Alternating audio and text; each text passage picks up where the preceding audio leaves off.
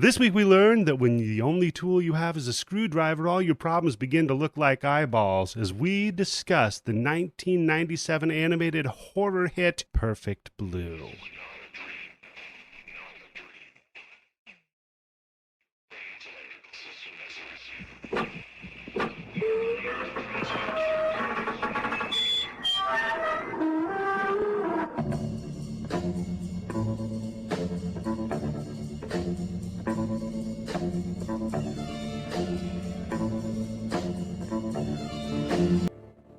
Hello and welcome to the Bloody Bits Horror Show. I am your host, Eddie, the Axe Jefferson, and joining me as always, well, it's the me-mania, Tim Yobo. How you doing today, sir? I'm doing very good. What's up, Eddie?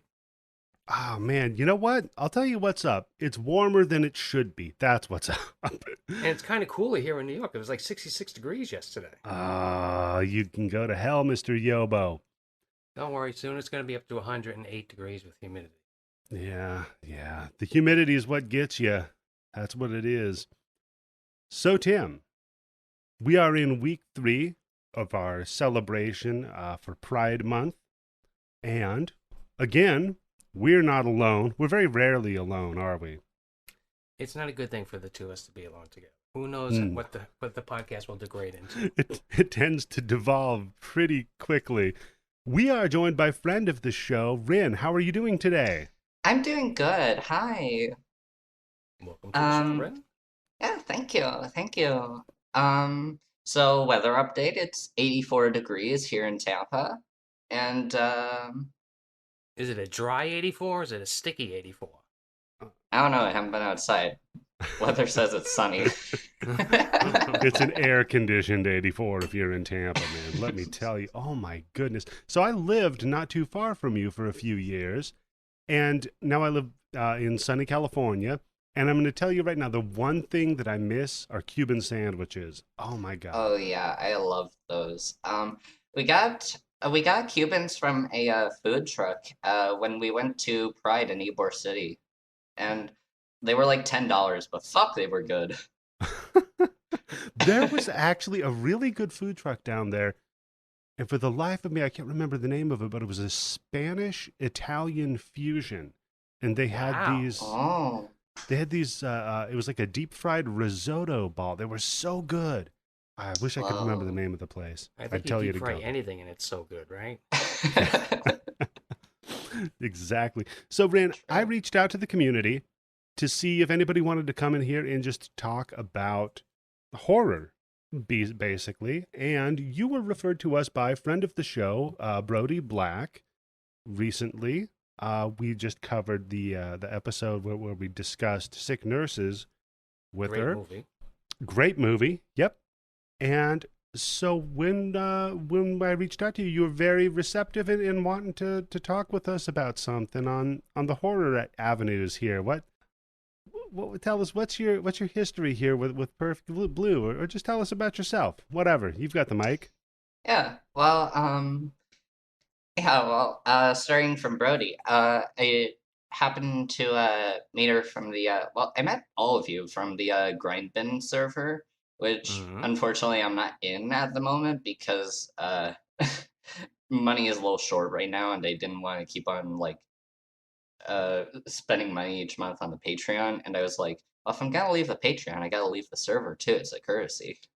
But I will hopefully rejoin it at some point. Yeah. Well, I actually just made our Patreon. I just made our Discord for Bloody Bits free. So if you want to, you can always join that. I tweeted it a little while ago. So you'll see a lot see That's a price everybody can afford. Yeah. Well, as for Perfect Blue, I have friends who like it. I've known about the film for a while. I first saw it like a few months back, but I didn't get it at all. That makes sense. Yeah. I think this is one of those movies where you kind of have to watch it that first time, absorb it a little bit, and then go back to it, and then you're going to pick up a lot more. Oh, yeah. Like a lot of movies that are like in this vein. My cat is opening up the door somehow. I told you. I told you. Cats know when there's podcasts going on, Zoom Oh, yeah. meetings. Yep. Yep. Fine, I won't close the door. Just don't rub against the mic. So You we actually did. thought you were going to keep your cat out of a room that she wants to go into, huh? It's okay. We did an episode of Black Mirror where my baby was in here farting the whole time. Oh, So no. Oh, that's right, yes. yeah, Yeah, unruly cats are not a problem. yeah, that's fair. He's like 8 weeks at the moment. Oh wow. Ooh, Okay. so So kitten. that's a Okay. kitten. Yeah. Yeah, And he's already opening up the door. Oh, shit. apparently. Oh, boy. You better hide those treats really good, Ren. Mhm. So yeah, about Perfect Blue. Well, yeah, like I said, first time didn't get it. Second time, it made complete sense. This seems to be a trend in like any kind of like vaguely surrealist films. Like Mulholland Drive made no sense the first time. Second time, perfect sense. Mhm. Stuff like that. Yeah. Yeah. And I think that just part of it is, a lot of why it doesn't make sense at first is just because, some information is just kept away from you at first. Yeah. You get that a lot with non-linear storytelling, totally. And especially when, like in this, you have an unreliable narrator, right? Mm. Sure. So you have a lot of jumps between fantasy and reality, and things don't necessarily click. So that's awesome. For me personally, this the first time I've ever seen it. I did, however, see the director made another animated feature called Paprika. I saw that fairly recently, actually, and just didn't even connect the two. Oh no, he's on the Oh. table. No worries. What about you, Tim? Any history with this, or is this first Again, viewing for you? just like you, first time I've ever heard of this movie, first time I've seen it. Wow. Okay. I'm not So- really that much into anime, so I mean, even I don't know. Was this like a big hit when it came out, or is it kind of like a cult? Somewhere in the middle, I think. Yeah. It's notable, but I don't think that it was like his favorite, his most popular movie either. No, I don't believe it was, because he also did Millennium Actress and Tokyo Godfathers, both of which are probably a little bit more popular. But this was really kind of his first full feature, because before this he did a couple episodes of JoJo's Bizarre Adventure, which is kind of a huge series for anybody who follows anime. And I know nothing about it because Tim, like you, I barely follow anime.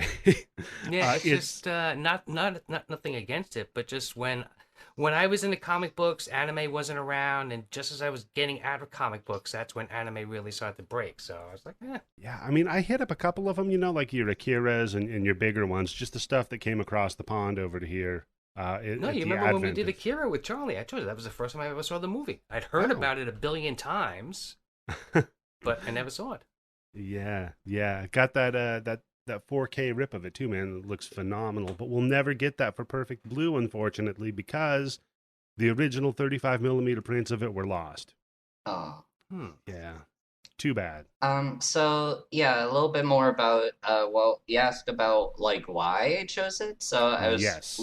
working vaguely around that, walking around the whole time, but but yeah, when I was asked about what movie I wanted to talk about, I was like just sort of like flipping through like my head like the pages of a book like okay, which part of my identity is the most interesting to talk about?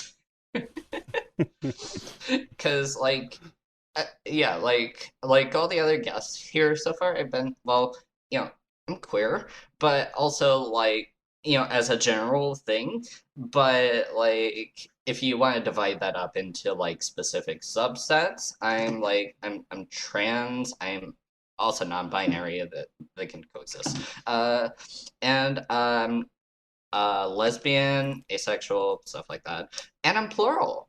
And so I was like, well, there's been plenty of movies about like trans people or gay people, but Mhm. plurality is a thing that seems really unexplored in most movies, with one exception.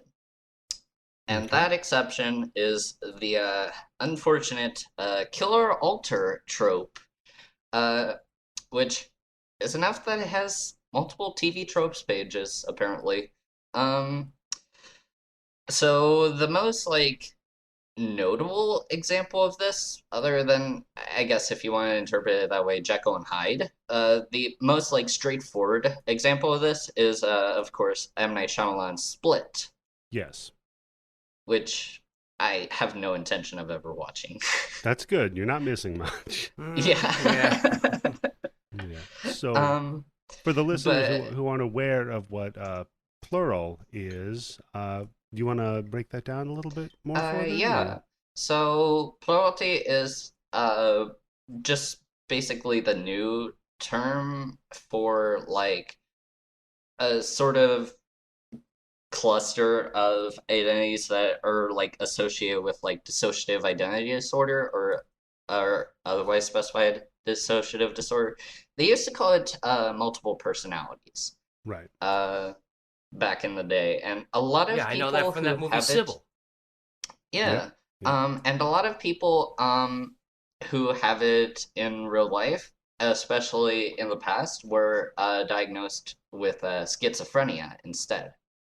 But yeah, what it comes down to is just basically, plurality is when one body has multiple people in it.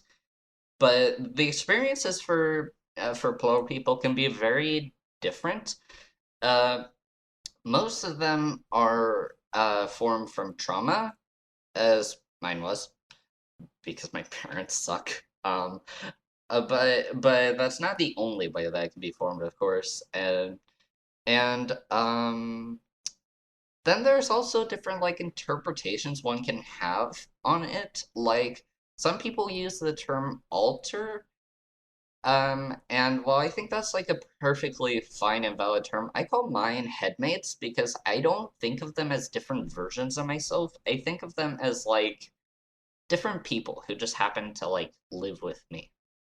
Okay. And I think that's partially because our system, we don't like have amnesia between each other. We can remember what we were doing when we were switched.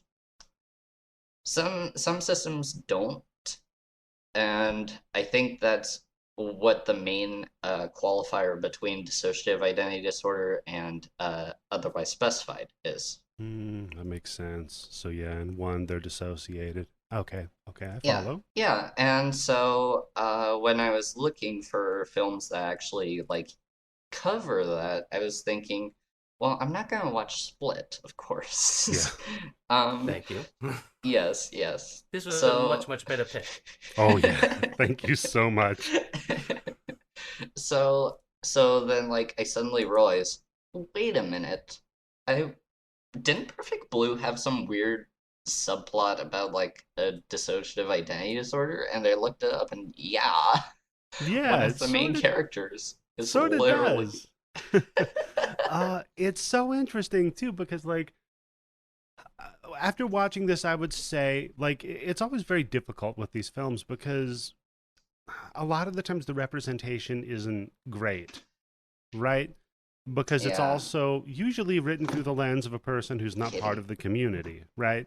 So, Yeah, Yeah, because people who are part of that community, they're not writing movies, directing movies, or producing movies at that time. especially, yeah, back in 95, 96, I don't see a lot of that happening, unfortunately. yeah. Um, Though I think that for its time, 97, I think it's a lot better uh than most of it would be. Like, I mean, Split was 2017.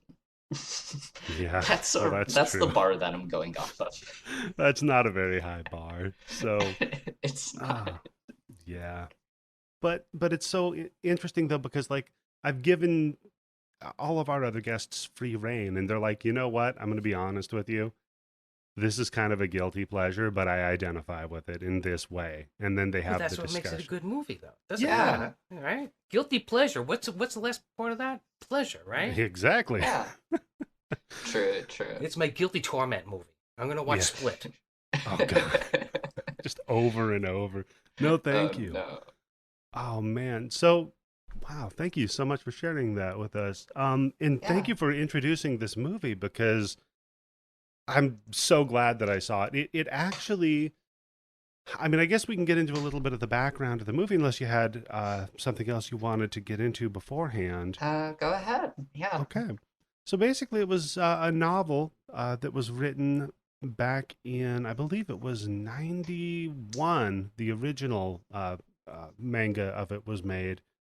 And I forget the name. It was called Metamorphosis. That's right. Perfect Blue Metamorphosis.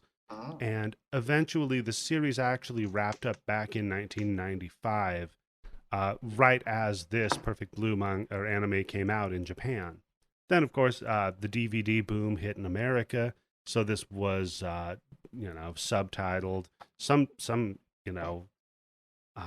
stuff, of course, was lost in translation. But I was watching it with the subtitles on and with the English with the English dub, and some of it wasn't matching up. But it was, close.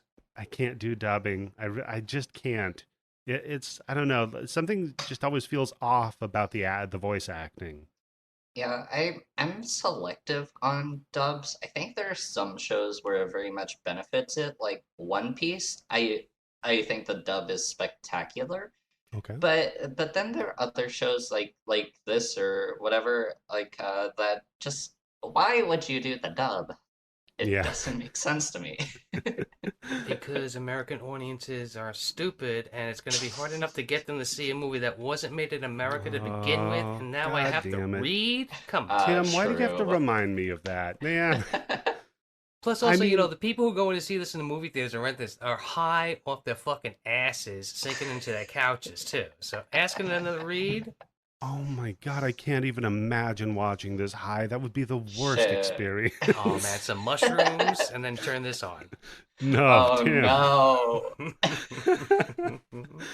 Oh no, thank you.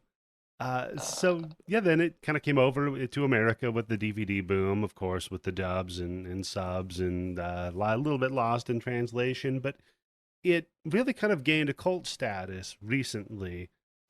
After, I think it was back in, I'm scrolling through my notes here, 2016 Watch Mojo, that great website, listed it in their top 10 underappreciated anime movies. And, now we're all locked up in our houses, so what are we going to do? We're all going to go out and just sort of watch everything that we can consume. But all those movies that you put off watching, was like, I'm going to get around to watching it. Not yet. Exactly. Everybody had time for 15 months to watch it. This is always the fun part when we get these movies, where I try to read off names of the cast members. Now,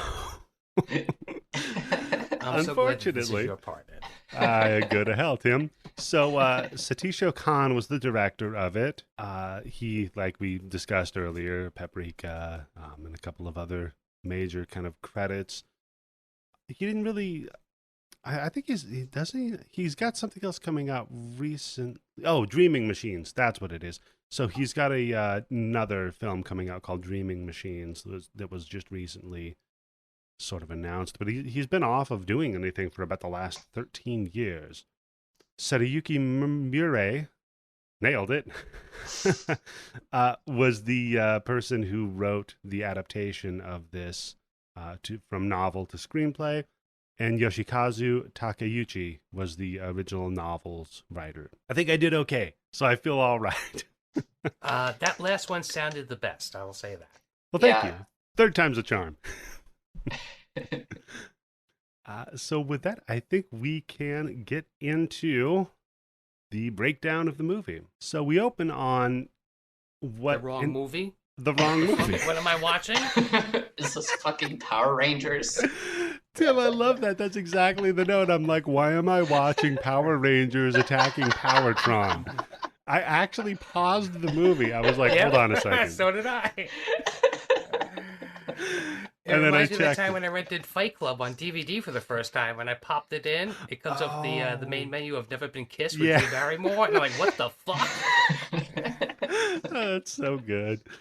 So, we just have these Power Rangers attacking Powertron. And it's amazing because right here, we're setting an expectation. You see that heavy, stylized 1990s anime, over the top, like sharp lines and everybody's like super cool looking and attractive.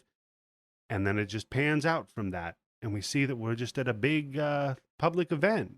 And it's a dumb performance that's going on a stage. And when we see all of the actual humans, all of the characters in the world in which this takes place, they're not that hyper stylized 90s anime look. It's very sort of drawn back and very more grounded and realistic. Yeah. There's like a really like almost desaturated filter over a lot of the film.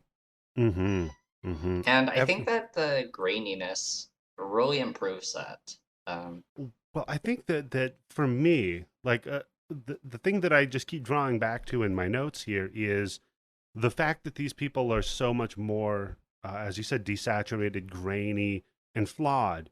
Not these beautiful people, except for certain characters, but it makes sense. It makes it more realistic, and it makes the terror of what is happening in here harder for you to kind of shy away from. We're at this big concert, apparently, and at this concert, we find out that the band that is performing is going to be making a big announcement. Yeah, I don't. Can you really even say it's a big concert?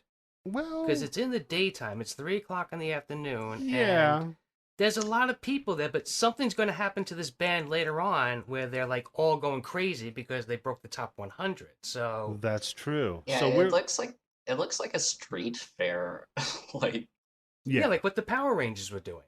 Yeah. There's probably maybe 100 people here, tops. Yeah, and I can't speak too much for J-pop, but I know with K-pop that's exactly how a bunch of everybody starts out. Where you're doing like country fairs at like 2:00 in the afternoon before you become Blackpink and everybody's buying your fucking albums all over the whole world. So it makes sense. They're getting their bones in. They're working their way up. But the name of the J-pop band that we're introduced to here is Cham, Cham, and they're up there holding their fun little concert. But as we're watching the protagonist Mima perform, it's cutting in between her performing at the concert and her shopping at a store. Yeah, for like half a second, I was like, "Who the fuck is that lady?" Yeah, because then it's just very realistic, you know. Then we cut over to her talent agency, and they're talking about how she wants to become an actor. She doesn't want to do this J-pop stuff anymore. We cut back to the show, and we catch our first glimpse at what is, I suppose, our primary antagonist in here, which is a very, very kind of odd-looking man. It kind of almost looks like a fucking alien or something in some of the ways that they have him drawn, right? I wrote in my notes that he looks like he's a noise musician. He really does, and his eyes are just like a little too far apart. It's I mean, they make his teeth kind of jaggedy. They do what they can to really kind of creep the guy out, right? Yeah. He was offered the part of the Elephant Man, but he turned it down because he had to follow this band across Tokyo. Yeah. And boy, following them, he is kind of like crouched in front of at the front of this by the stage with his hand held up, squinting through his eyes at Mima as though he's holding her in the palm of his hand. Great fucking shot. Yes. You really get to see in that almost all you need to know about this character. But we're going to learn a little bit more about him as somebody in the back of the crowd decides they're not enjoying the performance very much. And so their move is... that's why I don't think this is a big concert. I think this is like what Rin said. This is like some kind of festival. And that's why else would people go there to throw shit? Well, they had the Power Rangers as their opener, Tim. That's true. Yeah, but they get the Power Rangers, then you get 3 hot singers coming out dressed up like French maids. Their outfits or something, that's for sure. Yeah, I'm sure those teenage boys in the back were really, really disappointed they weren't more Power Rangers. Yeah. Well, maybe, because one of them hucks a frickin' can at him. And I'm like, that's why there's rude. only plastic bottles and plastic cups in concerts now. That's true. We get the red Solo cups now. We don't, no more glass bottles because of that guy. Well, creepy guy, he doesn't cotton to that sort of behavior toward his favorite band. He shambles his way to the back of the crowd and finds the guy that hucked that can and just brutally starts just beating the shit out of this man. And it's pretty rough. I mean, we're already like, well, he's getting a little bit of the old ultra violence here. Bunch of gut he doesn't shots. like classical music. He likes J-pop. That's, well, you know, you're a little bit country. He's a little bit rock and roll. I don't know what to tell you. And so, he's beating the shit out of this guy. Finally, Mima asks people like, "Hey, I was going to announce something here. Can you guys pay attention?" Oh yeah, that's right. He's stepping on her toes. Yeah, creepy guy's upstaging the band. I mean, come on. Well, no, wait, hold on a second. Let's think about this now in retrospect. He did postpone that bit of bad news for at least another 5 minutes, right? True. And also the guys in the back were talking about how they had kind of heard rumors about what the announcement was going to be anyway, right? And maybe he already knew what the announcement was going to be? Maybe that's what put him in such a bad mood. So yeah, Mimas is like, look, man, this is my show. I'm the one on stage. You guys need to calm down for a minute. But then she can't bring herself to say it. So finally, one of her bandmates just grabs the mic and says, yeah, hey, we're just here to announce that Mima, she's graduated from Sham.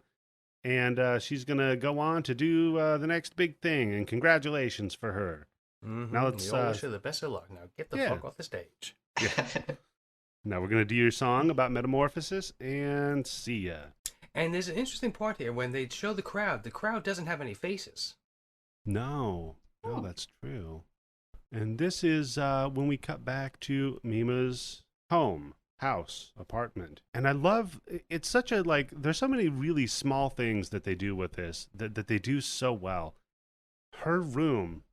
In this movie, it looks so intentional and so lived in, you know? It looks real, yeah. It's so many times you see like a TV show or a movie and you're like, wow, I wish my house looked like that because there's literally nothing out of place, but it's like, that's just not real. Nowhere looks like that. No. Unless you're like Keeping Up with the Kardashians or on some reality show where there's production assistants going through the place 8 hours before the lights even turn on. Or if you live in a museum. Yeah, like Mima's place just looks like, a normal apartment. Like, it's not all that, like, glossy looking, Yeah. Well, again, she's in Japan. She doesn't have a lot of money. And that's the kind of rooms that people live in. Really tiny, like almost like fucking like closets. Plus, I'm sure with all the work that she's doing with the band, up until that point, she's probably never at home anyway, so it doesn't make a difference really where she's living. True. Yeah, but I mean, it's not as though it's like messy. It's just kind of cluttery. No, it's just well lived in. It looks like if this wasn't a fucking animated movie, I'd look at that and goes, that looks like somebody's real fucking room that they just fucking set a camera up in. Like, it looks way better than my apartment, of course. But that's because we've got cans on every table. Cats just running all over the place, rubbing up on the microphones. And that design for the house or for her room that she stays in is going to come back a little later on in the movie for a pretty good scare that we get. Yep. Yeah. Oh, yeah. So she grabs all of her Pop Idol stuff. She bundles it up. She takes her poster off the wall and rolls it up, stuffs it away, and grabs a stack of fan letters and starts reading her fan letters. And, just not a crazy amount of fan mail, maybe like 5-6 letters. Mm-hmm. And for the most part, they seem kind of benign at first. And then she gets to one that says, hey, I really like looking into your room. And I put a link to it. And she's like, what year did this come out in? 97. Yeah. 97, because she like has no idea about the internet or computers at this point, right? Yeah, there's like a whole scene dedicated to just like her manager showing her what the fucking internet is. Yeah. The best was when we'll get to it, but the best was like, idiot, just type in a URL right here. No, slow down. You gotta slow down. That's so good. So yeah, she's like, wait a minute, somebody's looking into my room? What the hell's going on here? So she's like looking around a little bit, and all of a sudden she gets a phone call from her mom. And here's where we start getting the first kind of people that she knows and people that she cares about in her life, giving her some pushback about who she is and her identity. Right? Excuse me. So her mom, kindly enough, is just, calls her and just asks her, hey, I heard you're quitting the band. Why are you quitting the band? And her answer is, well, because all this pop idol image stuff is it's too much for me. My image is suffocating me. And that's true. They have to have a squeaky clean image. Mm-hmm. Yeah. Any little thing that's wrong, and that's it. They're going to be out of the band. Mm-hmm. Almost like trying to live up to an impossible standard.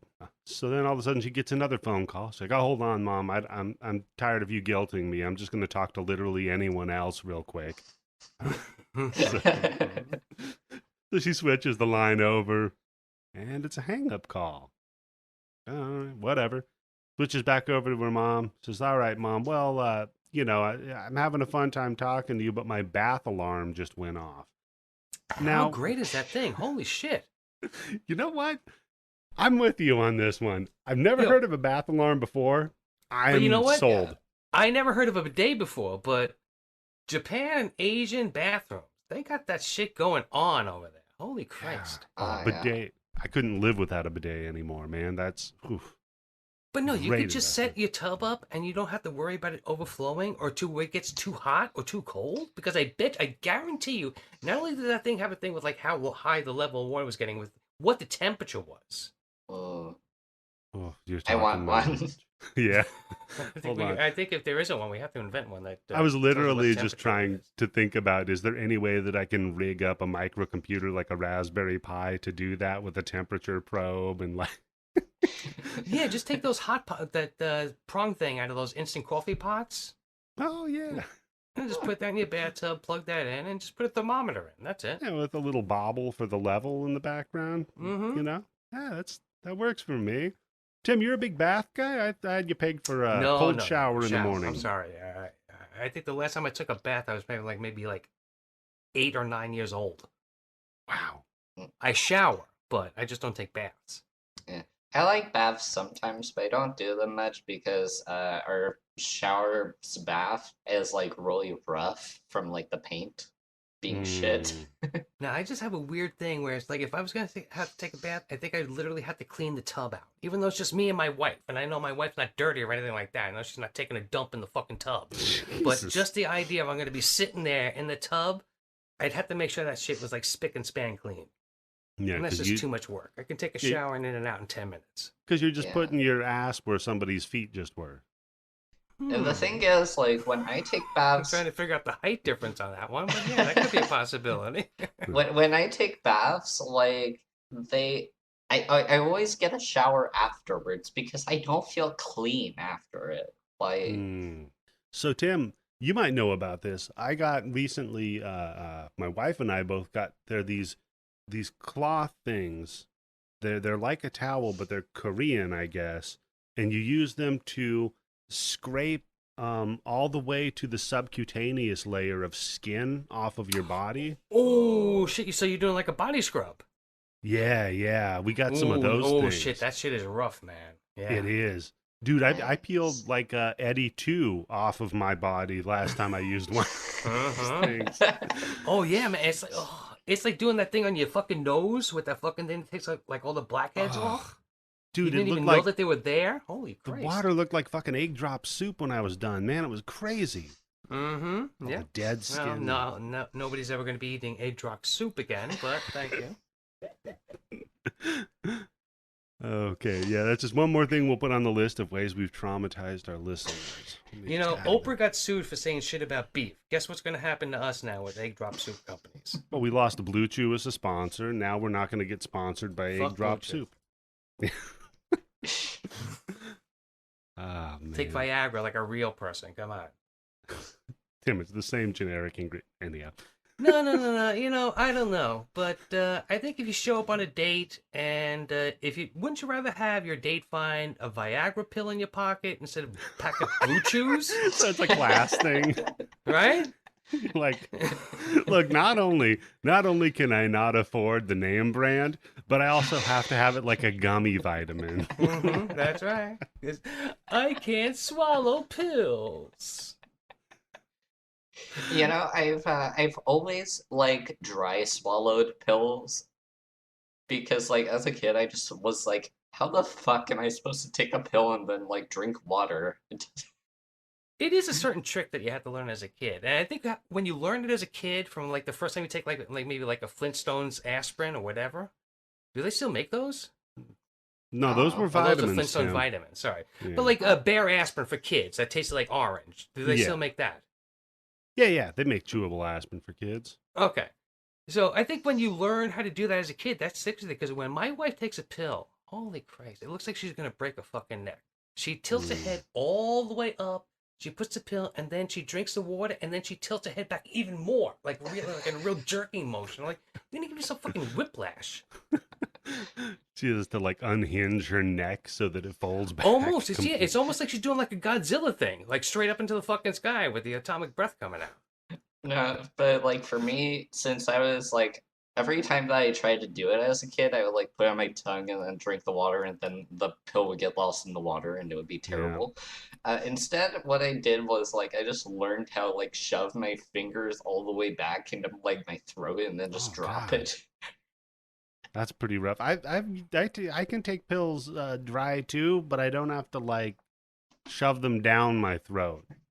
So I would say it is a handy thing to have, though, in case you need to take a pill and you just don't have water or something available. Yeah, that's true. But you can always keep enough spit in your mouth until it builds up. Then you take the pill. There you go. It's always the practical one, Tim. Look, wherever you are, you always have spit. Mm-hmm. That's very sound. That's like the Boy Scouts motto, isn't it? There's always spit. Always be spitty. So she, after her bath, she gets another phone call, but this time it's not a phone call, it's a fax. And I'm just like, wow, remember faxes. I can't believe that this fucking Luddite has a fax machine. That's a good point. Well, I don't know. Wait, why would she have a fax machine? That's a very good point. She had a lot of contacts? Was like early into the movie, I was thinking, I wonder what year this came out in, and then the fax machine showed up. Yeah, but were fax machines that far ahead or behind computers in people's houses and the internet? We never had a fax machine. I don't know why you nobody has a fax machine in their house. You have one at your office or where you work. Yeah, that's just for if you actually need something signed, which like that, no. But it always was a good trick putting, just faxing people black pages. Oh, yeah. Fucking up their ink. They did that. That was a thing when I think it was Anonymous found out, the Westboro Baptist Church found out their fax number. They were just faxing them like hundreds of just pages that were just black. I wish we could still do shit like that, those motherfuckers. Yeah, those were the days. Thankfully, they're like Does basically anybody ever thought that when one of those cocksuckers die, that everybody should show up at their funerals with signs? Well, I told you what the Church of Satan did, Tim. They performed a pink mass and posthumously made Fred Phelps gay. Oh, I love that. Okay, that's great. Yes. Yeah. Well, because you know how they're always like, oh yeah, we're going to posthumously baptize this guy, so now he's a Christian or whatever. Oh, even though I don't believe in that, it just makes me so fucking mad when I hear that shit. Yeah, I'm not a Satanist, but I think Satanists are super cool. Yeah.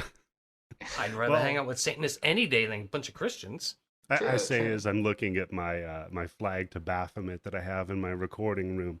So Yeah, she checks this fax mode though, and you know what? She would be better off without the fax machine because this machine just keeps calling her a traitor over and over and over. What Which a rude reminds fax me. machine. Oh my god! It reminds me of Just turn it Maximum off. Overdrive. This thing just called me an asshole. And the thing is like it's arranged in like different fonts and Yeah. sizes. Yeah, it's Oh, like it's- somebody went through like magazines and cut it out like a fucking like a kidnapping note and then faxed it. Well, almost, but it's also like really well designed though. So it's like a kidnapping note that was made by a scrapbooker. Did they stay up all night just arranging it together into the prettiest design? Oh, I'd love to Then see they that. then they sent it on fax and they kept getting a thing. Sorry, your fax cannot go through. There's no paper on the other machine. Oh, damn it. And they have to wait. And then they wait 2 more days. All right, now we can try it again. Damn it, I spent 2 days on this. They make it. So they designed it on a computer. Okay, I want to get into the logistics of this. So they designed it on a computer, right? They printed it out. Which Right, back because- then was like a big, ooh, wow, that's crazy. Having Yeah, because computer in the house. with a fax, you don't just you can't fax from a computer. You have to like scan a document into a fax. Back then, you probably can do it now, but so they had to No, design you it. just put in like a typewriter and it just went through and then that was it. It faxed. You didn't have Yeah, to but you- necessarily scan it. Tim, this thing you couldn't put through a typewriter with those different like boldnesses, and I mean, this thing was a work of art, Tim. Unless True. he like hand drew it, that's even more. The implications of that are even. That's This oh, guy's you know, there you go. Let's go with that. That this is a hand drawn in all different fonts. yeah. You know what? And then Tim? how many times on the last thing he's like, "Fuck, I didn't leave enough space to spell all the way. I got to start over again." There's like a half of the character for Maniac at the bottom of it. It comes out on the second page. Oh shit! I gotta take each one of these fucking fonts down by 1/10 of an inch. The formatting's off. God damn it. What a dedicated stalker. Wow. I didn't even think I mean, of does that. he have anything else to do? True. Very True. true. It was a And singular you know what? focus. If I send that letter to somebody, they're gonna really know that I love them. That I spent 72 hours Oh, God. handwriting that note over and over again. Right? That shows how much I love them. Right? Yeah. So another interesting little fun fact about this movie, it came out in 97. 96 is when Ricardo Lopez, Bjork's stalker, you remember that whole incident? No, I yeah. did not know that. Okay, so Bjork, musician, right? I saw her at CBGB's back before she was Bjork, and it was just the Sugar Cubes. Oh, wow. God damn, Tim, you're old. So I've heard Bjork. this guy, Ricardo Lopez, actually went from your neck of the woods, from Florida, was stalking Bjork, decided that they were going to, and we'll see in this next scene how prescient it is, send her a package with sulfuric acid in it Damn. to hopefully maim her. And the reason being was because he found out that she was dating a person of another race. And the stalker did not like that. So if she dated within her race, it was okay with him? Yes. Yeah, that would have been fine. Holy fuck, that's okay. And then after that, he blew his fucking brains out. So didn't work so well for him. Yeah. It never does, right? No. You know, I recently found out that David Brinkley is out. But Okay. guess who he's not married to? I'm not David Brinkley. John Hinks. Why the fuck did I say David Brinkley? Where did you pull that one from? Yeah, holy shit. Probably because I remember David Brinkley talking about John Yeah. after he killed John Lennon. Yeah. Yeah. Yeah. That's Yeah, so crazy. people, guess what? That whole stalking thing, it never works out. No, usually doesn't end up very well. Although, Yeah. like I said, he did design the facts pretty well. So he should have just gotten a job like in making media, making flyers for bands and stuff. He would have actually been really good. Oh my god, he would have been perfect for that Oh job. yeah. Yeah. Because then he But- could have like obsessed on one person for like maybe 20 minutes before a new flyer came in that he had to do. And then Yeah. he could obsess on that person and then just keep going. So like nothing ever really happened. See, that's what's great about capitalism is that you can go ahead and just take whatever like horrible behaviors you have and you can make them profitable. Yay! Look at Henry Kissinger. Yeah, exactly. Oh man. So the next day, Mima is on set and has a friend with her who is her what are they of a relation? I didn't catch that necessarily. Are we talking about Rumi? Rumi, yes. Oh yeah, I Rumi's think her Rumi's manager. like her friend manager, yeah. Right. Okay. So Well, part of her friend management manager. team. Right. Yeah. So she's talking to Rumi about the stalker's note and says, "Hey, look, this is kind of frightening. What's going on?" Rumi's like, "Look, hey, stupid. Link your room. Have you heard of the internet?" She's like, "Internet? What's that thing?" Well, it's a series of tubes. And is that when she says, is that when she says, "Oh, that's popular"? yeah, I've heard about that. The internet. That's really popular nowadays. oh yeah, all those people are using it now. That's right. I heard they got it on computers now. Is that true? So I love this. She's like, "Oh, great." Then after that, oh, hold on. There's actually the actress in here I want to go talk to. So she goes over to meet Erie, E-R-I, right? Yes, the one who's playing the doctor in the TV drama that she's trying to get into. So yeah, the whole thing here is Mima's trying to get into this TV drama. Erie is this established actress who's got stacks of fan letters. And again, that's how at least from watching enough Korean TV, that's how it works. You start off in even if you're a musician, you always end up in a drama at some point. Mm-hmm. And hopefully you make that crossover. And if you don't, you go back to being a musician. And if you do, you become a gigantic famous drama person.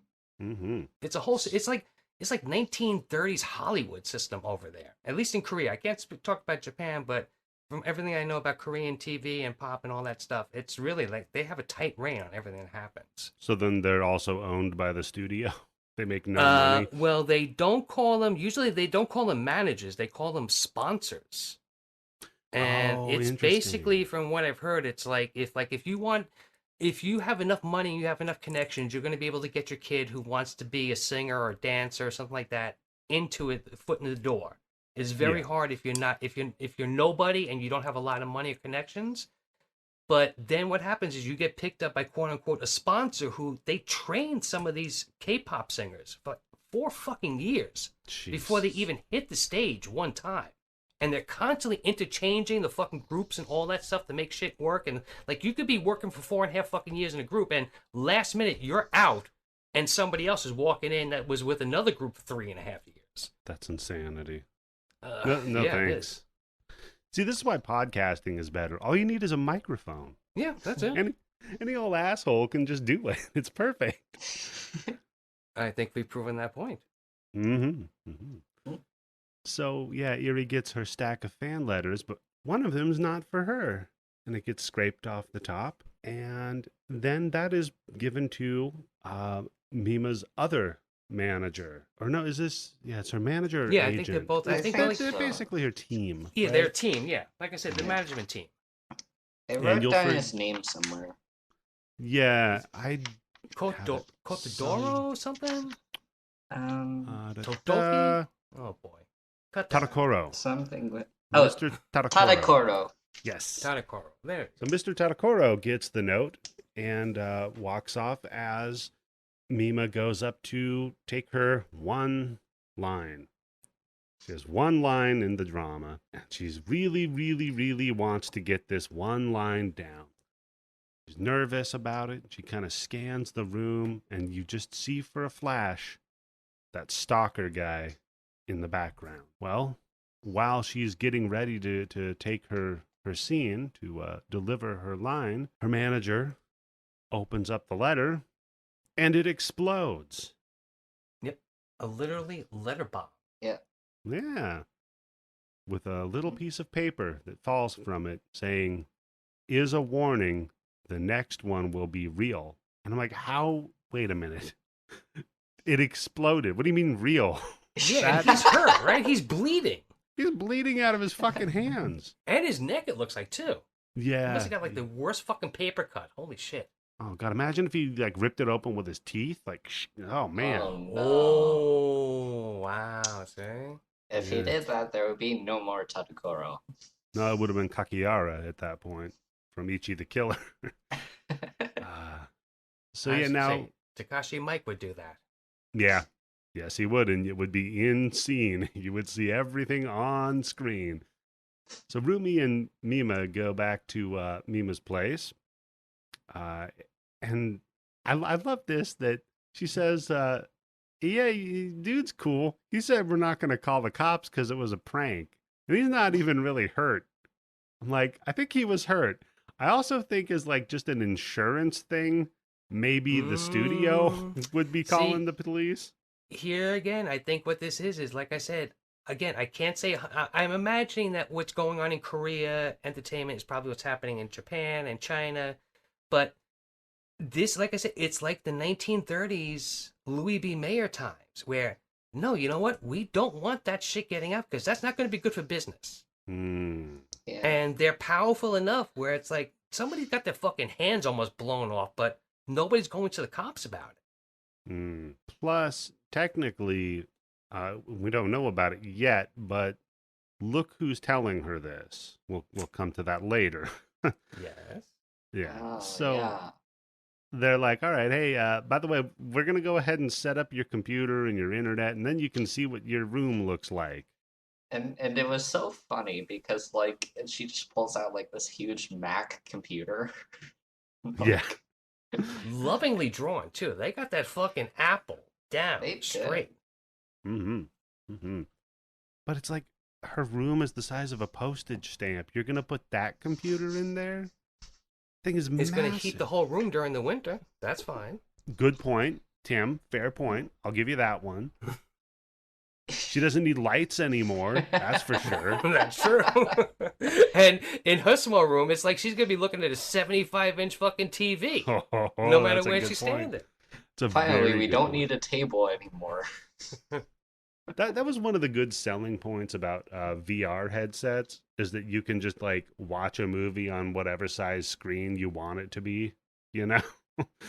They could be sitting in some dinky, but it's so sad because I see those ads on Twitter where it's like, hey, I'm a college guy that lives in a 400 square foot apartment building and I'm playing golf. How did I do it? By lying to myself with a $300 headset that was made by Facebook. Like, wow, that's a dystopia. Cool. Black Mirror probably did an episode or is going to do an episode about that. Yeah, my wife wrote a screenplay about it. So she goes to her room, and boy, it starts out kind of flattering, and then it gets not flattering. It gets very, very creepy because it's just basically an account of her day. Well, she got off of the train on her left foot, and that was the start of her day going the wrong way. Well, no, it's written as her. Yeah, that's right. In it's written in her excruciating detail. Yes, detailing, first like, oh, then I sang this song, and then, I missed this note maybe, or whatever. My choreography might have been a little bit off. Then I went grocery shopping. When I did, I made sure. So wait a second. This cocksucking stalker he's negging her? Well, yeah, Tim, that's how you get the girl.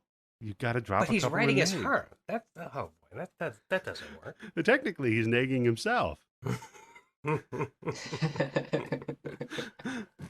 But then he's like, but I also deserve to get the milk with the cow on it, And then he details what happened to her on the set, and she starts freaking out. And he's like, he's even down to the fish food that he has, which also what I have written down is, when she's looking at this website, did you notice that the little fucking tabs or whatever are the fish that she has? Oh, no, I didn't notice that. I didn't notice that. There are so many little details in this movie that are just, like, incredible. Mm-hmm. Yeah. Tim is the guy you have on your show if you want to know about the salt and pepper shakers that people are using salt in the and movie. Pepper shakers, tabs on 1997 MacBooks. I didn't even know that the fish had names. So yeah, then she starts freaking out, and she's like, "Who are you? Who the fuck is this?" And we cut to her finally delivering that same line, "Who are you?" for her scene on the TV show. So maybe drawing a little inspiration from that. Maybe she's method. Maybe that's what we're led to learn Well, here. or maybe I think maybe this is like the first blending of what's happening now, what's happening something later on. Yeah, because that becomes an almost Uzumaki-esque layer to this movie coming up, Tim. Oh, man. So now we see a fashion show. We see a murder scene, and we zoom out of it, and it's a tape that her manager's playing, both of her managers. Mm-hmm. And they're debating, Rumi is debating, look, she wants to be a singer, right? So, I mean, are we sure we want to go this direction? She's not really she hasn't really hit yet, you know? I don't know. And this is kind of a branching off point for her in her career. So what are we going to do? But the other manager... I think also, is it Rumi or is it the other guy, the manager, who says that in the whole show she only had, there were only 3 shots of her and she only had that one line. So it's, Mr. Tadakoro, he points out, she only had one line. And not only that, but we see that her band, Sham, I'm not sure how to pronounce it, has broken. Yeah, I think it's Cham. Yeah. Cham has broken the band. You know, Milli Vanilli, they needed the band name of Sham, but nobody else really needed that. Oh, man. Very true. So, because we see that the band has actually broken the top 100. They're doing a lot better now without her. Number 84. Up, right? Number 84. Yeah, exactly. Oh, man. Wouldn't that piss you off? Well, I mean, that's got to make you question yourself, right? Like, I was with them for 2 years and nothing happened. And as soon as I leave, now shit's going on. So, Tim, correction, actually 3. Yeah. So, Tim, last I checked on iTunes, we were at number 140 in America for the Film and Review podcast. Nice. So that would be like if I... Yeah. So it'd be like if I left for a month and then I came back and we're like number 60. And I'm like, well, fuck. Never mind. See you later, Tim. Here's the... Wait, which one of us is dragging the other one down, Eddie? What's going on? No, I'm saying if I left and then it went up to 60, Tim. No. Who's going to do the editing? Otherwise, if I was all by myself, I'd be doing like a 17-hour fucking podcast like Dan Carlin. That's a very good point, Tim. But Dan Carlin's talking about history. So that's true. You don't want to hear me talk about history.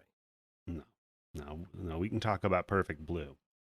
So now we've cut to some of those fans that were at the back of the concert in a video store, and they're like, "Oh yeah, that drama that she's in, it's not very good." Yeah, they're kind of like the Greek chorus, right? I wrote down a note of a line that I thought was really funny.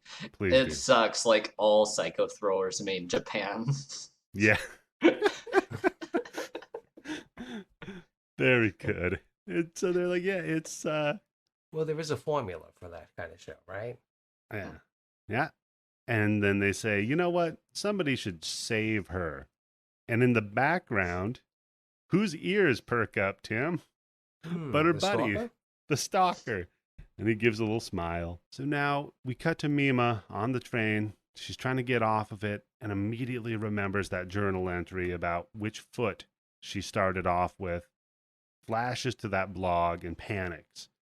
So then she just runs up the stairs, and we see some of her new fans who call her out, and they're like, "Hey, you're the broad, the who are you?" from the one line. Do the "who are you" line, because that was really good. And she's just like, "Say who are you?" Hey, say the line, Bart. Say the line. Come on, do it. And she just runs by him, and they're like, "Well, she's really rude." I can't believe it. You know what? Now that she's a big famous actor, fuck her.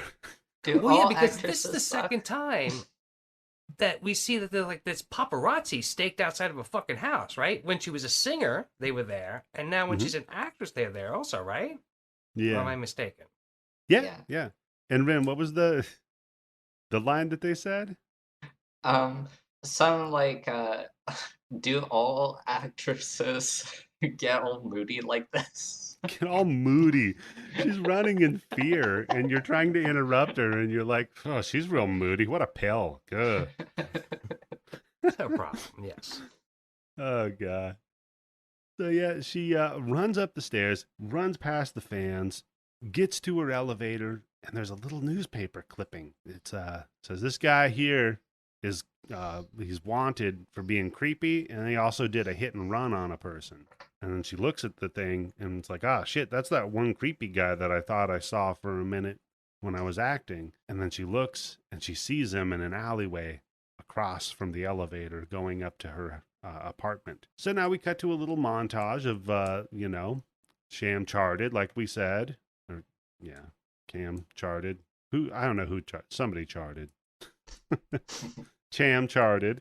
And she got more lines in her next gig. Now she's up to like, what, 3 or 4?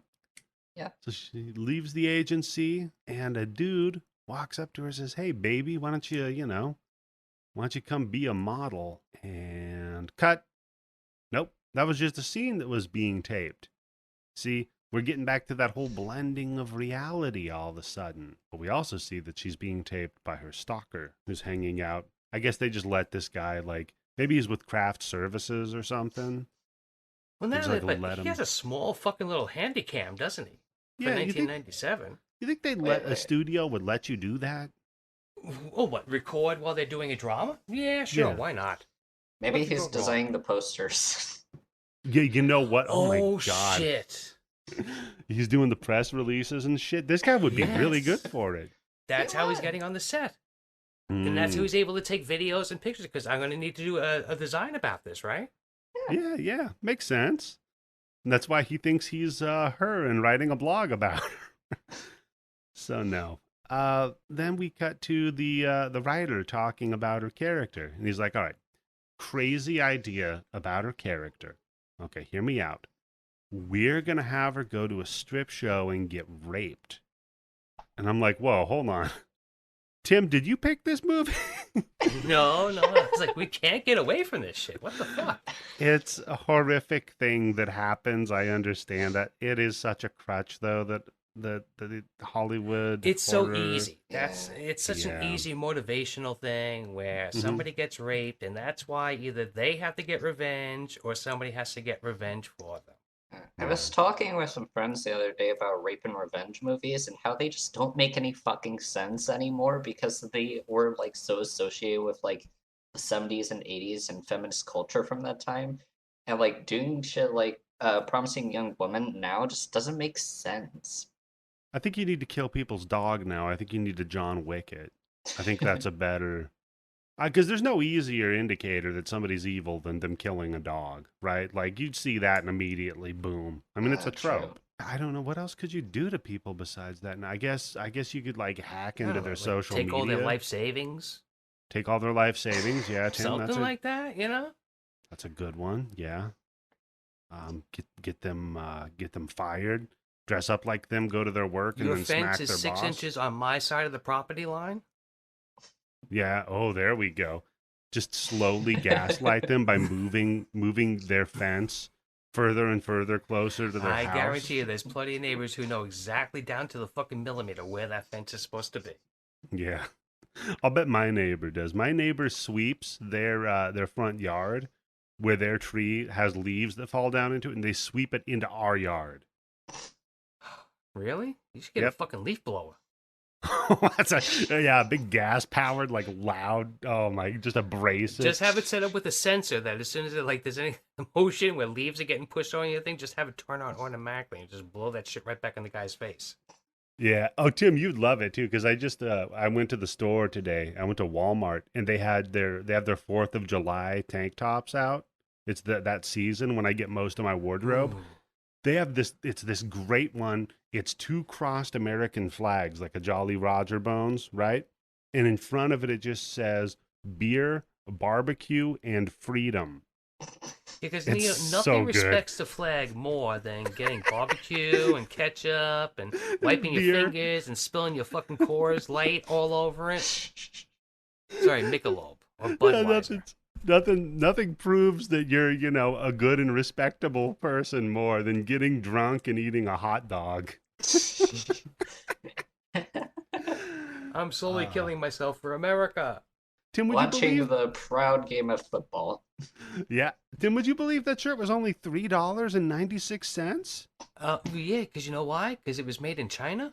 Yeah, exactly. The button on the irony fucking thing, man. Made in China. Damn. So yeah, I got that. I'll have to I'll take a picture, put it on Instagram. Well, no, here's what you can do with your next door neighbor. I read this in one of my favorite books of all time, Rant, an oral biography by Chuck Palahniuk. Just get some eggs and let them go rotten. Oh. And then just every once in a while, just like toss them on his lawn. So when he's either mowing his lawn and when he's brushing and sweeping all those leaves over to your side, he's going to break those eggs. Oh, that's mean.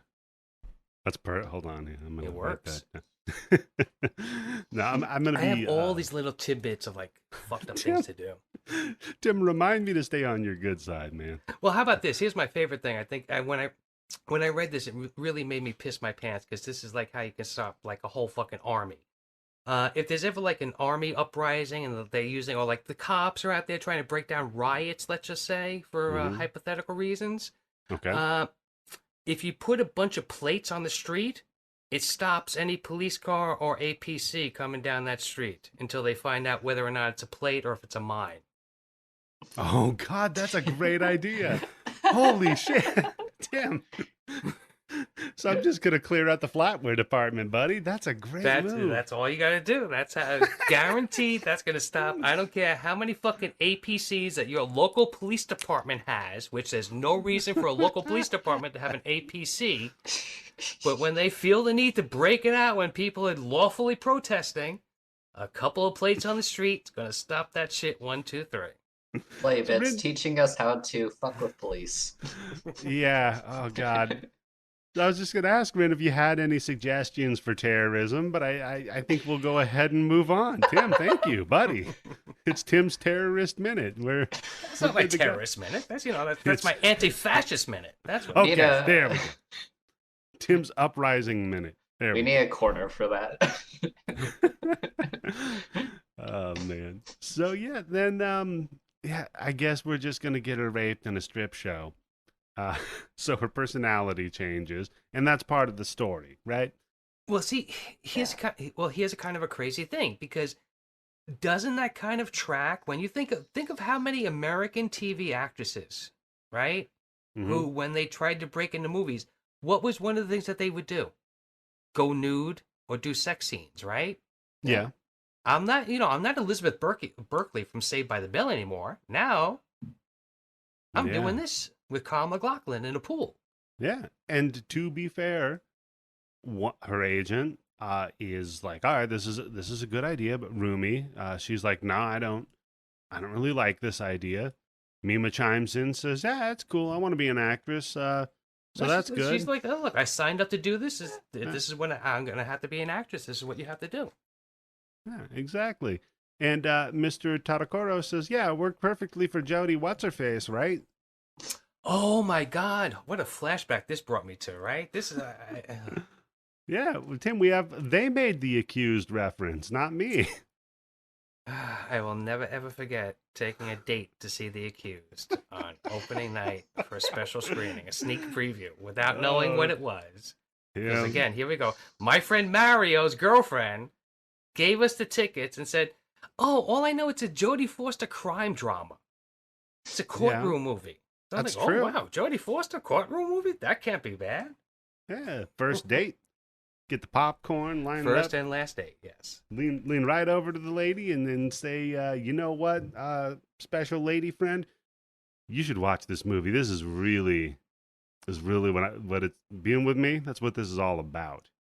No, I mean, at that point, it was like, I'm not even going to tell her that, somebody gave me the tickets and that's why I didn't know what it was. Because it's just, it's done. No matter what, there's no coming back from that.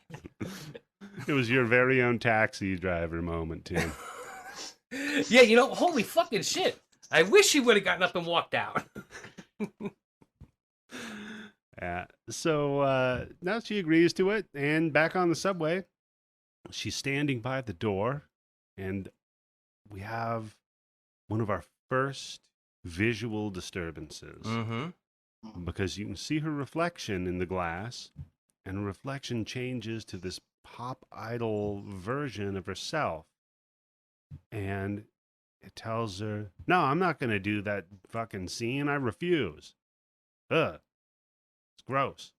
But the color palette that is used for the reflection and the stylization of the reflection are starkly different to the way that she's animated. So we're starting to get this kind of warping of reality effect in a couple of different layers, right? Yeah. Isn't she like straight up glowing? At this point, slightly, yeah. She gets even more cool and glowy here in a little bit. So Tim, now we're at your favorite scene. Yep.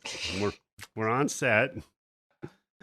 And this is my karma for picking the entity, right? This is going to keep coming back to haunt me over and over again. The entity will continue to haunt you, Tim. No, Tim. And to be fair, while they are filming a rape scene, it is simulated, of course, because they're making a show. And I do love, like, it's pretty over the top. And again, we see that the color palette here is shifted, right? It's not so desaturated and grainy anymore. Now we've got very high contrast going on. And I do love that they take the scene, and we're starting to get the more titillating kind of nudity that you all signed up for when you bought this DVD. And right at their culmination of it, the director yells, "Cut!" And the guy we have to move the cameras. Yeah, we gotta move the cameras, so just hold right where you are. And I love that the actor that's on top of her is like, "I'm sorry," and she's like, "No, it's cool. Don't worry about it." and like I almost like started laughing because like they just randomly like cut, and then everything's just completely normal. And Yeah. then, okay, action. Ah! Yeah. Well, I think it's trying to be like as quote unquote as professional as can be done.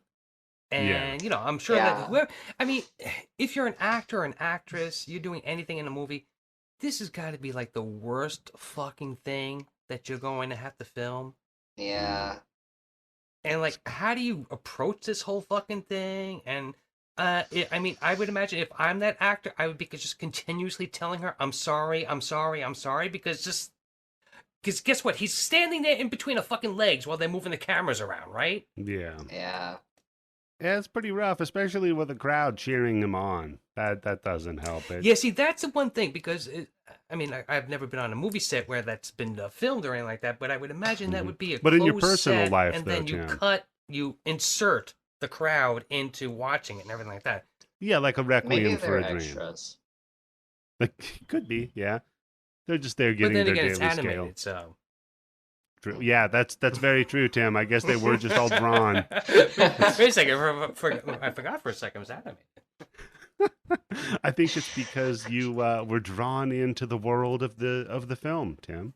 So hats off to the filmmaker. Very well done. So yeah, then they cut it back into it. All right, action, and then it starts getting a little bit rougher.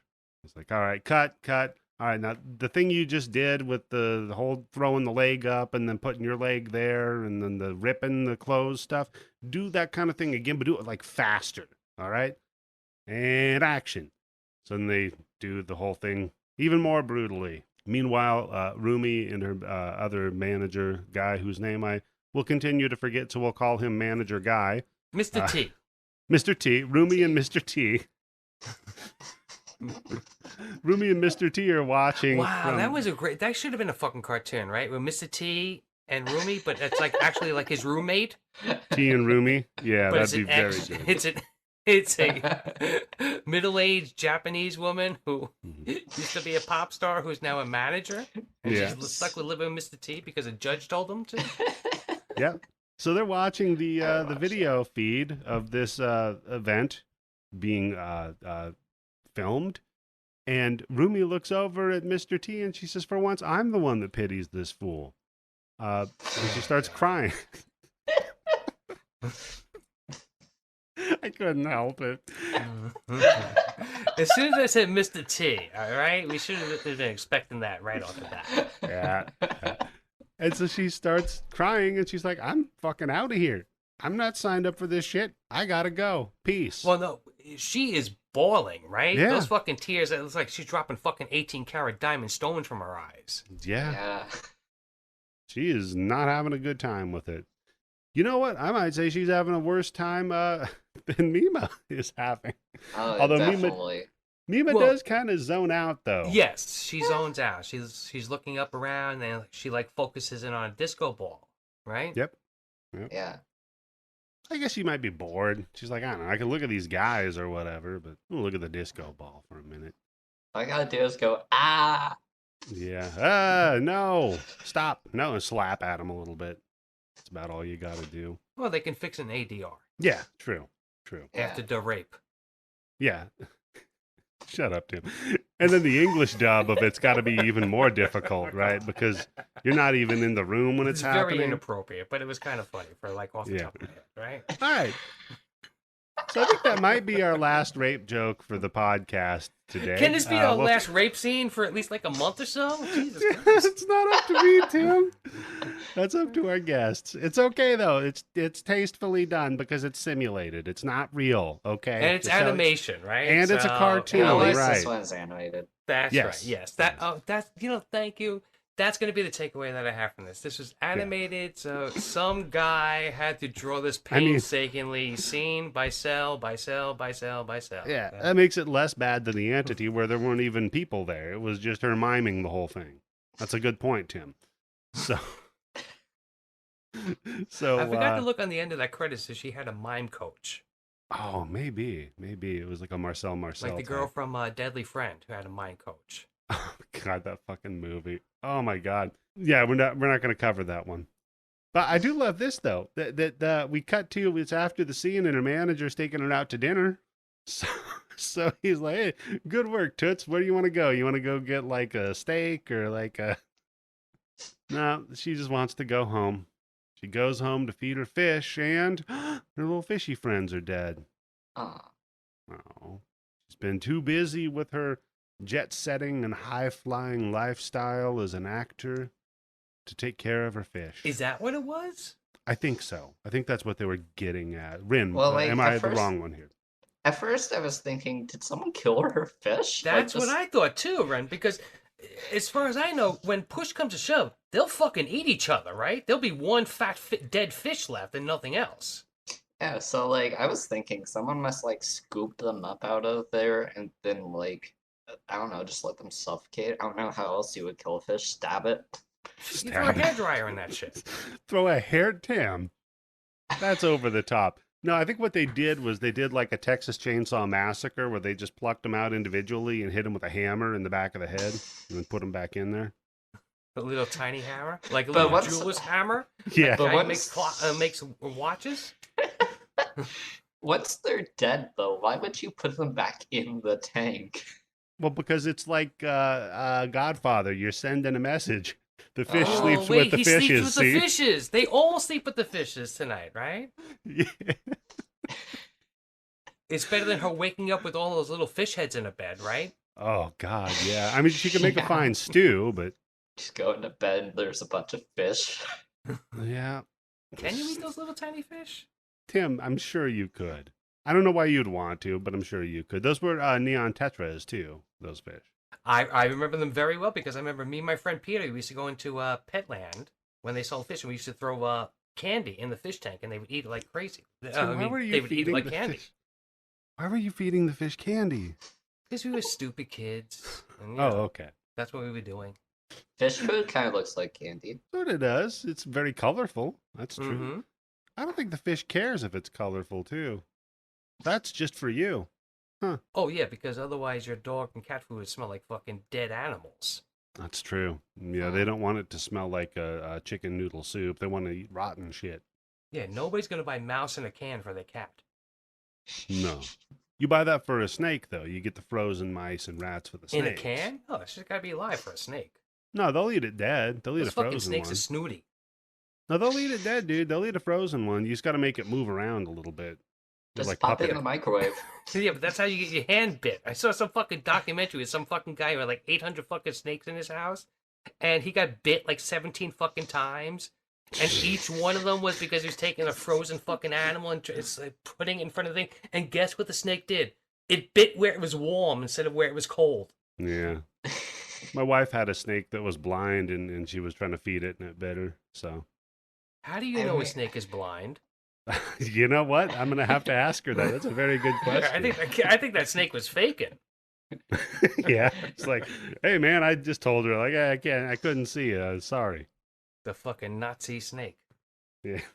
Just pop a mouse in the microwave and it like comes out, but it's like, you know, it's cold in the middle, like a hot pocket.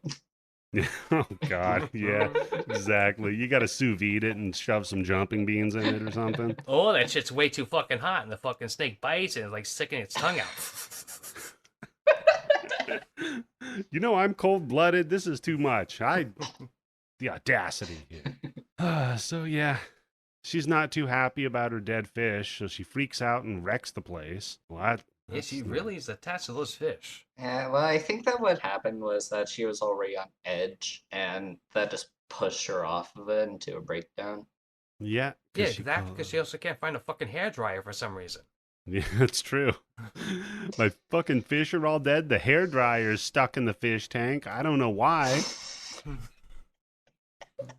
There's a bunch of tiny little hammers lined up next to it. It's fucking crazy. And then she flops down in the bed and says, you know what? I actually didn't want to do that goddamn scene. But I didn't want to cause all this trouble to everybody else, so damn it. See, and again, here we go, because I know we're all fans of the Grind Band. So have we all heard the Kimite Forbidden Secrets episode with Charles Bronson? I don't think I've heard that one yet, but go on. Same. Okay. That is another thing in Asian culture where women will put up with a ton of shit instead of speaking up because, quote unquote, they don't want to be embarrassed. Well, that's what she did. Yeah, that's exactly it. She didn't want to do it, but she felt like she had to do it because there were going to be people who were going to be mad and upset at her if she didn't do it. Yeah. And just then, at her lowest moment, who pops up in her fucking mirror? The other version of her. The pop star Mima. Mocking her. Yeah, the pop star version of her. Yeah, it's like, hey, I told you so. I told you didn't want to do this. Stupid. And then Mima grabs her pillow and throws it at the mirror. Pop star Mima disappears after laughing and, you know, kind of flipping her off or whatever else. And then we see that there's a couple of fish that lived in the tank. Yeah, what's up with that? You missed a couple. Yeah, I guess. Yeah. We're going to need a bigger hairdryer. His little tiny gun ran out of bullets? They played dead. I don't know. Oh, shit. Oh, man. They evolved. Yeah, yeah.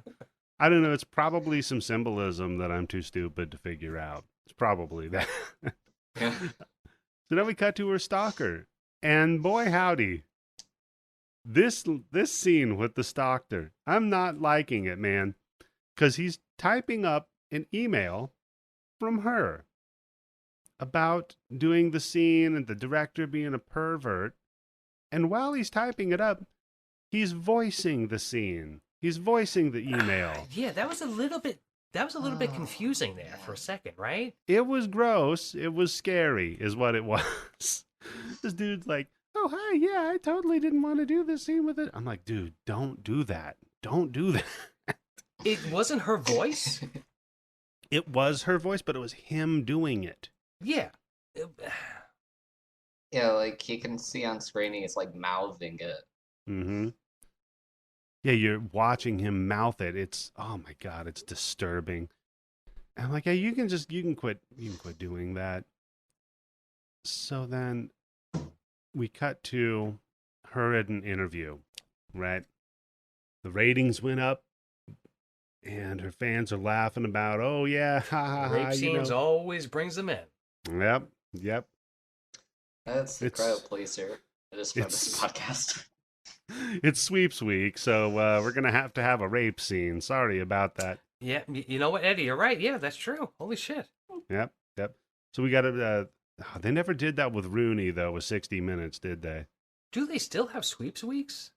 No, I don't even think they. Done, right? I don't even think they have pilot season anymore. I think it's just kind of like whenever because everything's digital distribution, really. So yeah, the fans are all like, hey, it's pretty funny, I got to see some of her toddies, and she was getting raped, and it was pretty cool. Boy, I bet all of her old fans are probably crying about that, right? Like, well, no, maybe they're just emailing themselves about it. Maybe it's worse. Yeah, because there's no Twitter or Facebook in 1997, right? No. So that's the other thing that's interesting about this is because, like, what we're messing with here, what we're touching on is if your persona, if your avatar for who you are as a celebrity runs away from who you are as a person, and also the fact that the public believes that maybe they have some license to it, right? They have some sort of like, of you course, owe that's why them. they're fans. That's why they're fans comes from fucking fanatics, right? Right. But like you said, this is before social media. So even like, I don't know, we have a listener base of sorts. Now everybody's got a little tiny fan pool on the internet of people that follow them and the like. And so Warhol was right. He said that everybody was going to have 15 different podcasts. Yep. Yeah. So it's just crazy how much more prescient it is now, right? Like people are, I don't even know, maybe even leaning further into just becoming that avatar, where you've got like the Paul brother idiots going out and boxing like morons. Yeah. Mike Tyson, where are you when we need you? Oh yeah, Tyson would have hurt that kid. That would have been great. Although I did like the move of him wearing the Charizard necklace. That was pretty funny. Did you watch the fight? No. I'll be fucking damned if I'll give those cocksuckers my money. No, I'm not giving them a penny. Are you kidding? But it's funny wearing a Charizard foil that's worth $30,000 on a necklace. So stupid.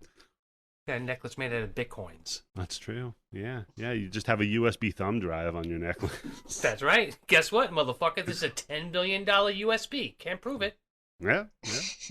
Can't track it. So yeah, Mima checks her blog, and she looks at her latest entry into her journal, and it's just her talking about how much she hates it. She's like, yeah, I do kind of hate it. But then it's just help me over and over and over again. And then her pop idol self pops up on the screen. And I'm like, man, it's 97. We already have auto-playing video pop-ups? This is fucking annoying. God damn. And it tells her, yeah, you know what? Your real self wants to be a pop idol. Not what you're becoming. You're just becoming a tarnished woman. I'm like, ooh, that hurts. That stings. I think it says tarnished, filthy woman. Right? Yep. Oh, yeah, yep. It does. Because then she pops out of the computer. And I mean, you need some like malware bites or something to prevent that shit from going on, man. Just fuck that. What do you mean, fuck that? If I'm sitting at home and I'm sitting on my computer and all of a sudden a hot Asian fucking pop idol jumps out of my computer dressed like that, I'm like, weird science, thank you. Tim, yeah, this one? Same. Tim, this murderous one? No thanks. I'm Sorry. with Tim here. You don't know that yet, right? You got to give her a chance. That's true. Besides, I think that's a different Mima than the Mima that we're gonna see later. I distinguished in my notes between them. Yeah, that's very true. The final Mina that we see is definitely quite different. So it pops out of the computer, tells her it's cool. You can be the dirty, filthy woman. You be the shadow. I'll be the light. And then she prances out of the window and floats away. I'm like, wow, that's okay. And now she we're hopped getting out the window, and then she's fucking hopping from light post to light post, right? Yeah. And then she just disappears into like nowhere, like there's a portal or something. Yeah, just like boop. Yeah, that's where it gets crazy. Yeah, and I'm like, well, that was very fanciful. So that's cool. So then we cut to the writer. The writer parks his car in the garage, finds a slip of paper that says double bind. Okay, well, that's, the drama Name of the that TV you're show, making. yes, the drama. Yeah. That it seems like he's writing it from week to week, these episodes? Yeah, I don't think that's how that works. Yeah, he had Maybe. a conversation at one point in the movie talking about, like, have you figured out what you want to do for the ending? Nope. Yeah. I mean, like, is this fucking Lost? Yeah, that's very true. Oh man, well we can't expect them all to have the same kind of value as like The Wire, where they put some thought behind it. I don't know I love The Wire, but that last season with the homeless and the serial killer was a little. It was the weakest episode, weakest season of them all. Yeah, agreed. But still great. I'll take it. I'll watch that fucking 20 more times before I'm dead. Great show. That's how I'm gonna live forever. I'm only gonna watch it 19 times. There you go. So he goes over to the elevator because he hears some of Mima's music playing in the garage. And as he goes to the elevator, he hits the button, it opens up, and there's a CD player sitting on the floor of the elevator. And not a boombox, right? Yeah, a little kind of surprisingly stubby little fat boombox sitting there. I think back then when the CD player boomboxes came out, they became shorter and a little bit more stocky. Yeah. Did this one have anti-skip? Because I imagine it moving down the elevator would have made it start skipping. Wow. Yeah, see, I remember my friend Spiro impressing his girlfriend by buying like an $800 fucking thing that had this thing with the CD player with anti-skip and the speakers that could detach. Mm-hmm. So when you finish walking down the street with it, you could set speakers up. Yeah. You could move the speakers 6 inches in either direction from the base because that makes a big difference. Unfortunately, she wasn't the kind of chick that appreciated a boombox to walk down the street that weighed 45 pounds. Also, yeah, really? I liked the attention to detail on the audio for that because, like, the song playing on the CD player or boombox or whatever is like it's really loud, like. In the movie audio too, like it's like clipping. Yeah, it sounds like it's coming in really hot when we get to the elevator and open the door. Yeah. Right. Yeah, the acoustics of it are really, really bad in the elevator. And the other note I have on the sound design that they use here, I love, is that the last line that's played on it is referencing love making you go blind. Mm-hmm. Oh. Yeah, the song seems to fit the music. Mm-hmm. And then Fuck you, Zack Snyder. The doors close, they open again, and there's the writer in the elevator with his eyes missing. We don't know what happened to them. Maybe we'll find them later. But he's dead, so that didn't work out for him. I would hope so, right? Yeah. Yeah, not a good way to go, man. Yeah. And that's the last song you have to hear. Wow. That's fucked up. Yeah. That's probably pretty high up there on the list of like the worst ways to die is getting your eyes fucking gouged out in an elevator. Well, that's why whenever you drive, you have to make sure you have like really good music on, right? Because just in case if you get into an accident and like, do you really want to die to like Bananarama? Yeah. I'm going to die to Tarzan Boy. I can just fucking imagine it. I'm going to be listening to like a podcast and then like, just crash, and then like when the cops find me, it's the grind bin talking about like a rape scene. Yeah. No, Ren, what's even better is they were listening to a podcast talking about how you don't want to be listening to certain things right before you get into a car accident. Yeah, Watch out! This. Pay attention to the road. Quit trying to skip ahead 20 seconds. It's so distracting. I had to go to reach to turn it off. Yeah. I got in an accident listening to fucking Tim Yobo telling me about how I was going to die. Oh, man. They'll all be my slaves in the afterlife, so it's okay. This episode is going to be cursed. I hope so. I want to curse. This is like the Ring episode? Yeah, no, this isn't the Ring episode, Tim. This is Perfect Blue. We haven't covered the Ring yet. Okay, we'll get to it eventually, I'm sure. So the next day, her fans are at the show for her old band, and they're talking about the dude that got killed, the writer. And I love one of the fans is all like, hey, didn't you say, you were not so happy with what the writer did? And he's like, yeah, I was the one that went out and killed the fucking writer, Well, yeah, they're joking around, right? Yeah, just fucking around. And one of them says, hey, did you read her blog, by the way? It said she was going to be performing here today. That's fucking weird. But she isn't. She's in a cab, and she's talking about what happened. And as they're driving down the road, she sees another car drive alongside her. And in the other car, it's her. It's the Pop Idol version of her. And she just kind of gives her a real quick, serves you right, and then drives by. Like, God damn it. Bitch. Exactly, bitch. What the? You gotta kick me when I'm down. You know what? I'm gonna move someplace where there are no reflective surfaces. Fuck this. This sucks. So now we cut to her agency.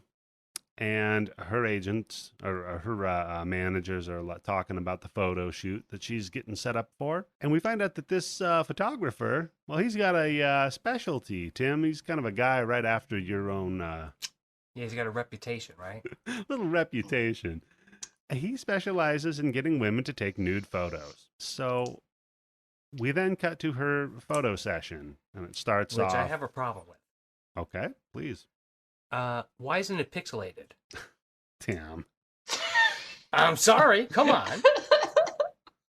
Well, I think that they just barely avoid having to pixelate it. No, as far as I know, the reason why it is pixelated, why it started out, is because they could not legally show pubic hair. It wasn't necessarily the good bits, which I think now has just turned into the good bits that they pixelate. But originally, I think after World War II, that was one of the things that we fucking imposed on that country. Yep. Was that it couldn't show pubic hair, which is weird because I remember. All right, Takashi Mike, Visit a Q. Ever see it? Okay. Oh Jesus Christ! Here we go again. Where the father rapes his producer. Yeah. It is pixelated up until the point when she's dead. And then they stop pixelating it. But as far as I know, there is not some... And I'm thinking maybe manga or these anime things was a way around that where they could show that. Because they don't show anything really, but you do see pubic hair on her, right? Yeah. Eventually, yeah. So as far as I know, that law is still technically a law, but it's not like a thing where they're going to arrest you. Well, no, because now there's VPNs, so you could be in fucking Japan and you could say that you're in fucking America and watch it without the pixelation on it, but... Right. It's also a political thing of like, I'm not going to be the politician in Japan that's like, here's my platform. Let's show more cocks and more pussy!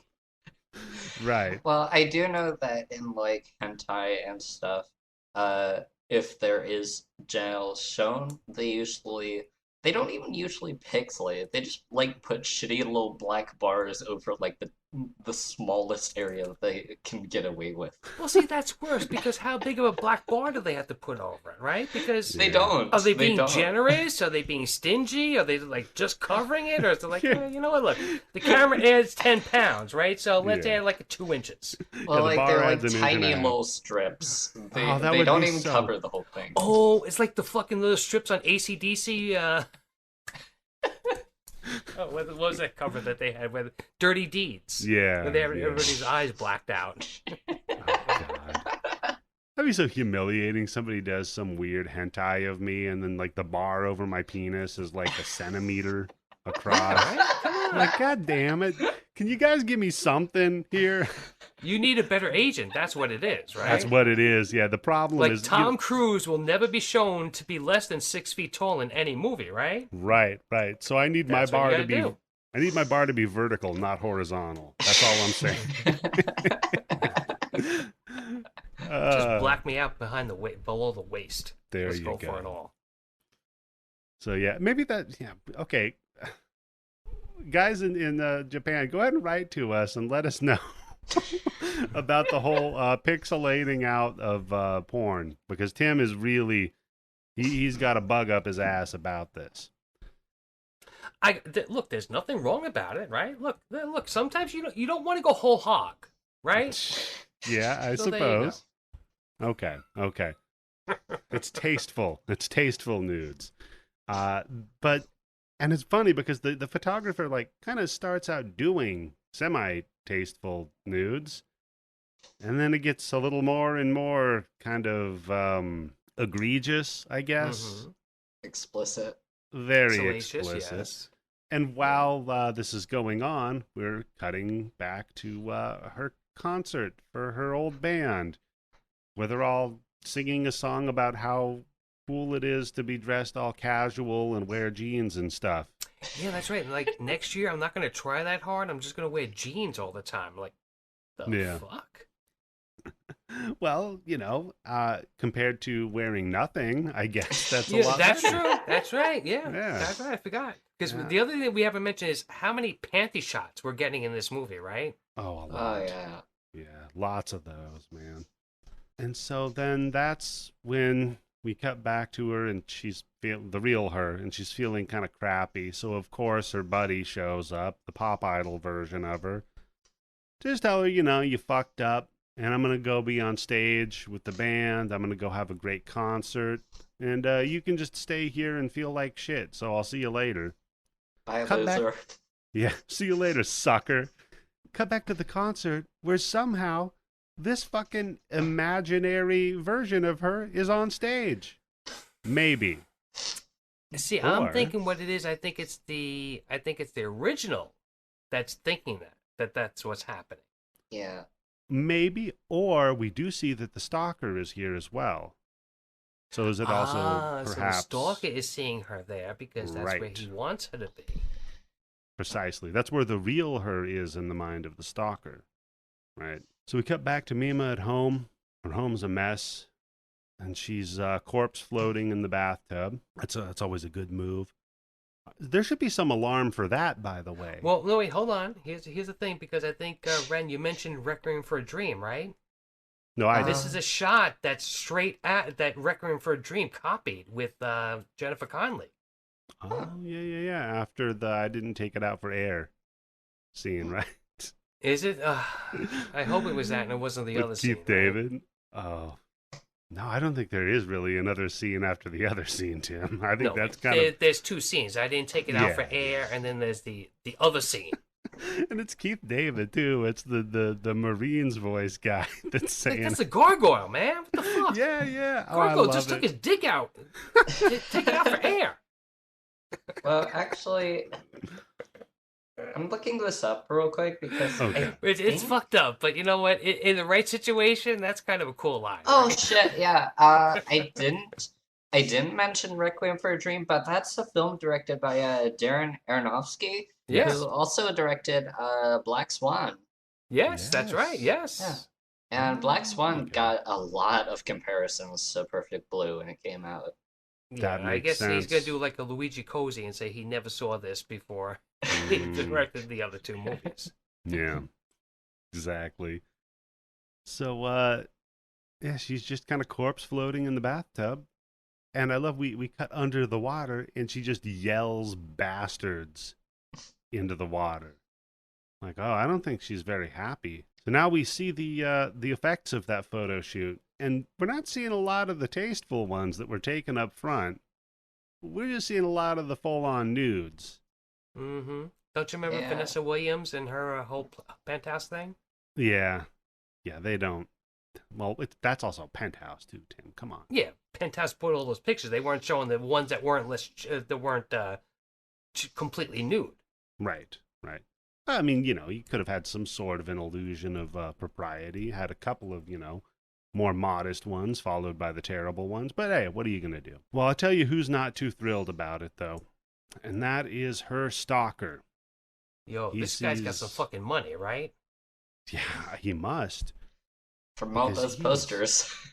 Yeah, I guess, because he's moonlighting as a design guy. So, yeah, that makes sense. Yeah, because he bought every copy that he could find. Yeah, this is like... And I mean, we already know they have an internet, right? Because he posts to it. Yeah, but see, the internet is just popular. It hasn't really blown up yet, right? Yeah, Tim, No, Eddie, hold on. This is where it's going to take you 3 days to download that one picture. Mm-hmm.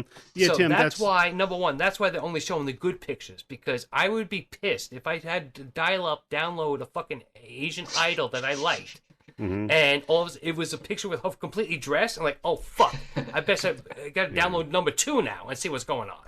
I was going to say, Tim, it wasn't very early on in the internet that people were using it for nude pictures of celebrities. That's why the internet was invented.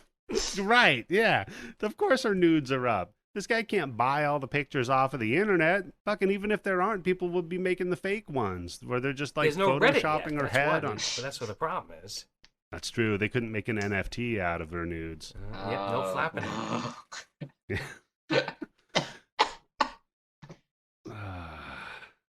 That's me making the most recent and relevant joke I can, and it's like what, a month and a half old. All right. So time moves slow. It does. It does, especially during this with the crazy virus and with the internet. True. Yeah. So yeah, he's like you said, Tim. The stalker guy has just bought up every fucking magazine, and he's back in his pad with just like stacks of these magazines. And he's just, he's trying for a profit, right? Yeah. Oh, that's so. You think it's like that? You can't find it anymore. Guess what? It costs $12 now. So you think it's like that episode of The Simpsons where Nelson buys all of the one baseball player's cards, and he's gonna run them all through the washing machine and just have the last card, so it's worth the most. I stopped watching that show before that episode came out.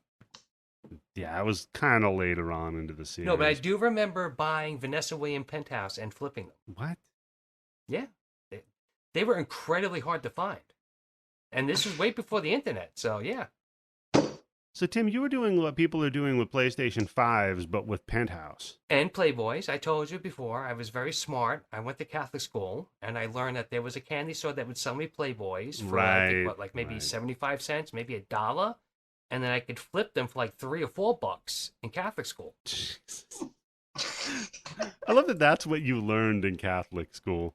It's just yeah. I learned as long as I went to confession on Wednesday, everything was okay. It's a good point. So it's like, forgive me, Father, I'm a child pornographer. And he's like, what? Go on. You don't have to say any Hail Marys. It's just, really, what's your phone number? Yeah. Oh, fun.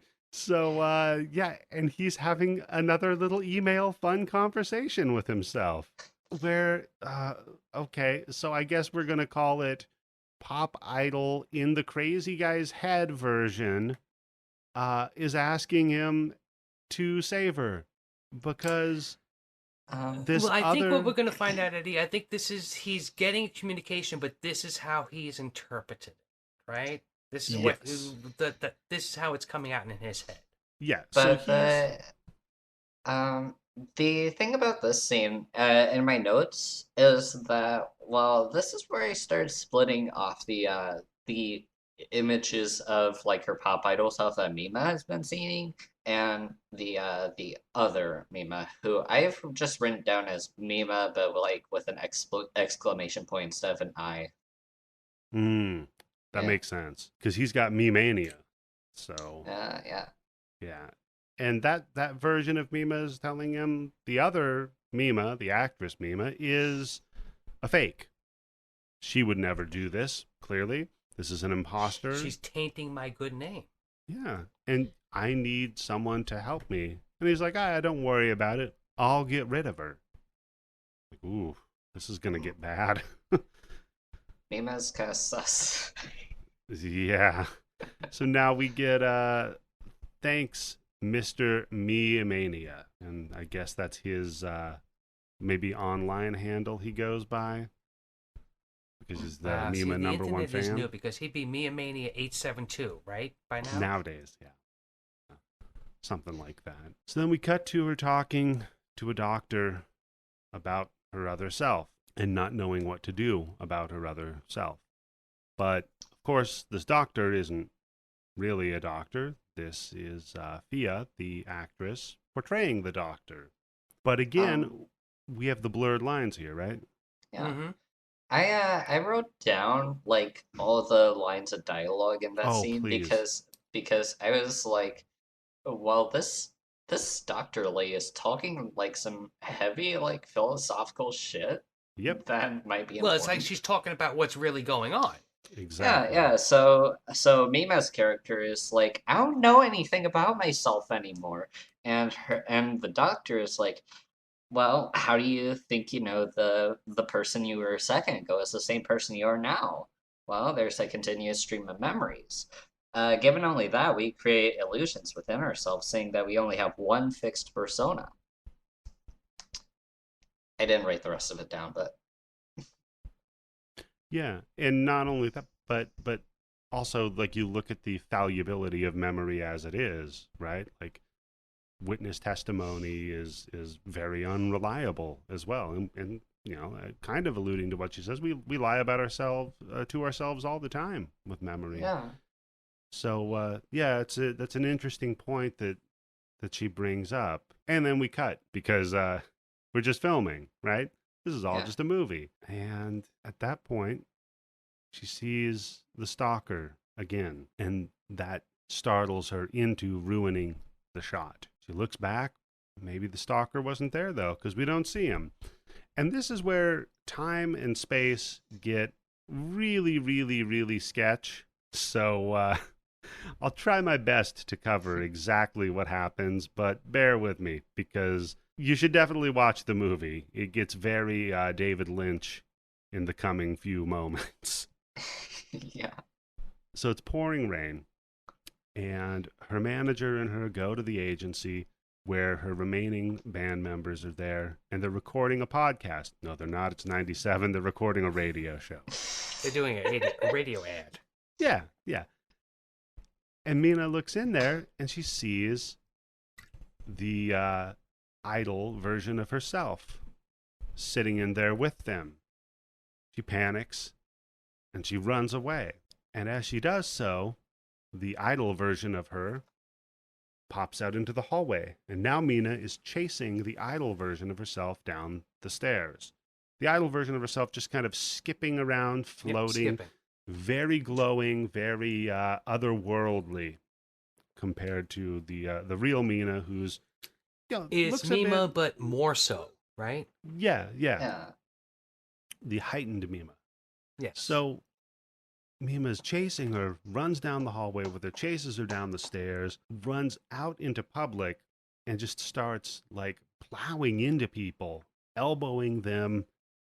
I'm like, oh my God, like I know a little bit about Asian culture. You probably don't want to be doing this. You're coming off pretty bad here. I mean, even in America, that's terrible, but damn. But she is kind of famous, right? True. She could be trying to Hey, get away the from rape somebody. girl banged into me. Oh my God, I got hit by Mima. Yeah. I'm never going to watch this elbow again. Yeah. Oh, man. So then she darts out into traffic and damn near gets hit by a car that's being driven by the stalker. But wait, there's more, because that was a dream. And she wakes up and has lunch with Rumi. Rumi susses out, yeah, it seems like you don't like your new gig too much here. You also probably shouldn't be reading that homepage. It's not very good for you. Which is, you know, if you're famous, it's probably true. It's never good to read anything about you on Twitter or Facebook, right? Yeah, I mean, that's from what I understand. Thankfully, I don't have to deal with that. So I can't imagine like seeing that kind of criticism on that level, because you know how like biases work. It takes, 100 I can't believe attaboys. somebody hasn't given us a fucking review with like, I can't stand that guy's fucking voice. Oh, I know. I'm waiting for it though, Tim. It's gonna happen. Thankfully, we've just gotten a lot of positivity. But yeah, I mean, yeah, the minute you start getting those negative comments, like you can either let it feed you and become an asshole, I guess. No, or, because then you know you're doing something right. Yeah, I guess.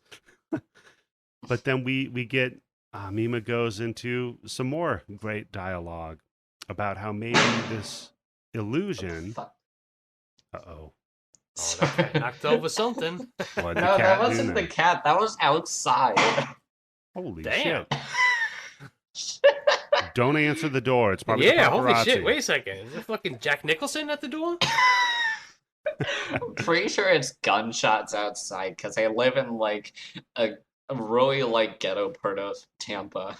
Oh, okay. Wait, hold on. For real? Those are gunshots? I don't know, but like we hear car alarms most days, so Hmm. so it could be. Yeah, I used to live out toward Sefner, which Yeah, because everybody in Florida has a fucking gun, right? yeah. It gets a little dicey out there in certain areas. Tim, like I I've think I've said mentioned, this before, but it has to be the worst job in the world that you could have as being a delivery guy in Florida, right? If Oh I'm a yeah. delivery guy, if I'm delivering your McDonald's from Uber Eats at 2 o'clock in the morning, I'm calling you like 18 fucking times before I get to that apartment. Like, all right, your doorbell's gonna ring. It's going to be me with the pizza or the McDonald's that you mm, ordered, right? And I'm gonna be all right. I'm gonna ring your doorbell in 2 seconds. Don't shoot. no, Tim, I'm just dropping the food off out front because they have to prepay with those delivery services. I'm getting back in the car, locking the door, and then I'm texting them. Your food's there. Yeah, but Yeah. no, see, but then you could say they could say you were sneaking around, right? What? You were sneaking around? Yeah, like he didn't. He came up. He wasn't even ringing the bell, and then that's it. He Oh, left. and And then that's they why can he shot just him in the shoot back you. 18 times. Jesus. I didn't Uh, think that's how the castle doctrine works. I work in food service, and one time we made like a whole meal, and then like we got a call back like 20 minutes later saying that they got the order, but like half of it was missing because the delivery person just ate it. Oh my God. And then put it back in there and tried to deliver it. Well, see, all right, now Ren, that's a fucked up thing because who do you believe on that one? Because it can go 50-50, right? The Mm. guy could totally eat it up because the few times I've had McDonald's delivered by Uber because I had discount coupons, like, dude, I know what fucking McDonald's French fries smell like. I can't Hmm. imagine being in a fucking car and driving more than 10 minutes with fucking McDonald's French fries without not trying to eat one or two of them, right? But I work Yeah. at like a sushi place. Oh, I feel like you would Oh. definitely notice if half of the sushi was eaten. I mean, Yeah. usually everything in that The kind of sauce has already been dipped. Come on, yeah. motherfuckers. Usually with that, it's like you got a roll, which is 6 pieces of something, or you got, They 4 give or you 5. even numbers, right? Yeah, well, I mean, things are usually like written down how much you get in the portions. Like, I mean, oh God, did you see the video where the dude was stealing slices from pizza? Come on, what are you, stupid? No, real. Tim, Grabbing he a couple of did it. fucking french fries off the top. Nobody's gonna fucking notice that shit. But come on. No, Tim, this guy was skimming slices. He rearranged the pizza so it looked like he hadn't. Wow. So instead of ordering like an 18-inch pie, you got a 16-inch pie. Exactly. He stole your 2 inches, Tim. That's so clever. Ah, it's so terrible. This is the guy like, hey, you're ordering, and he's like, "Can you not get it with pineapple on it?" We're out. No, one slice has like 2 times the amount of pineapple that all the other slices have. Because he picked it off. Oh my God. Now I'm going to be suspicious every time I get a slice and it's got twice the jalapenos on it or something. That's look, if the fucking toppings fall off the cheese, you know that somebody put that shit after it was cooked. Yep. Jesus. Oh man. So yeah, no, it's we cut to this dialogue that Mima has about this illusion of her and her other personality, and maybe it's becoming real, right?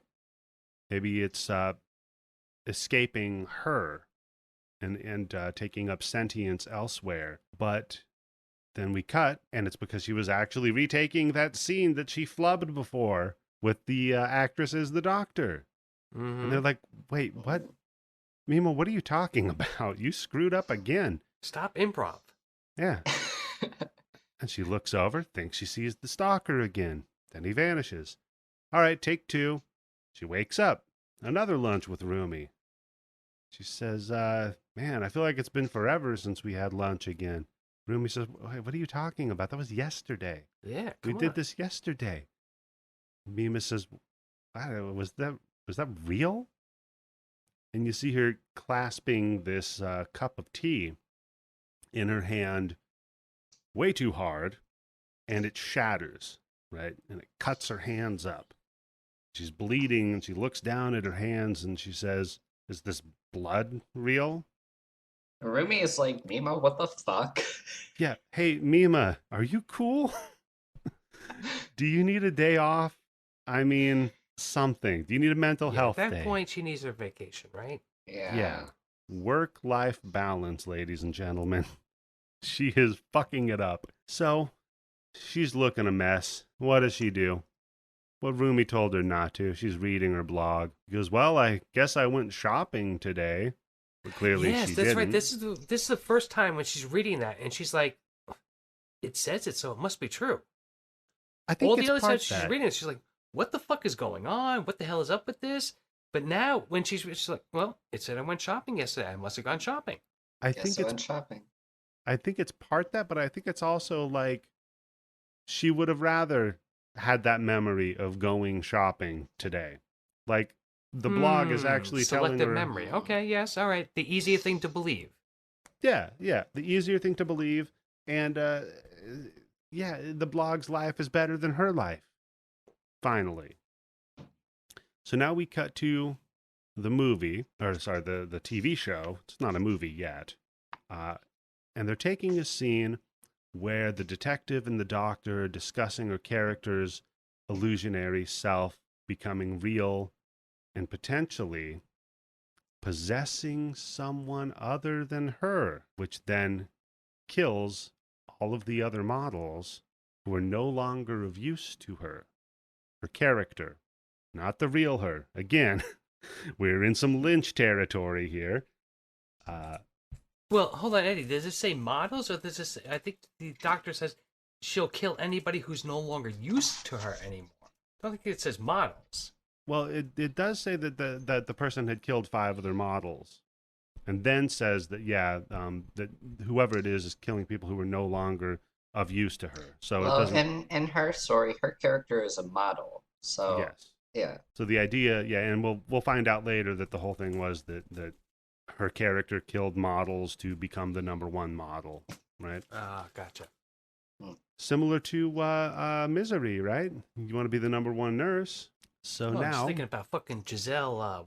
Who's her Bündchen, name? Is that model? The one married to Tom Brady? Yeah, Giselle Bündchen. The luckiest son of a bitch, and when I mean son of a bitch, I mean actual son of a bitch in the whole world. Yeah. So now we cut to the photographer. And speaking of bad delivery drivers, Tim, oh my word. He's watching his show. See, this is why you should shoot the delivery guy, motherfuckers. Everybody live in Florida. If you're getting pizza delivered tonight, shoot them. No, Tim, don't. All right, we're advocating that you don't actually shoot your delivery drivers. This is all for a comedy bit. This is all a comedy bit. Plus, right? no, fuck it. No, come on. They live in Florida. They'll get away with it. All they have to do is say, I heard it on a podcast.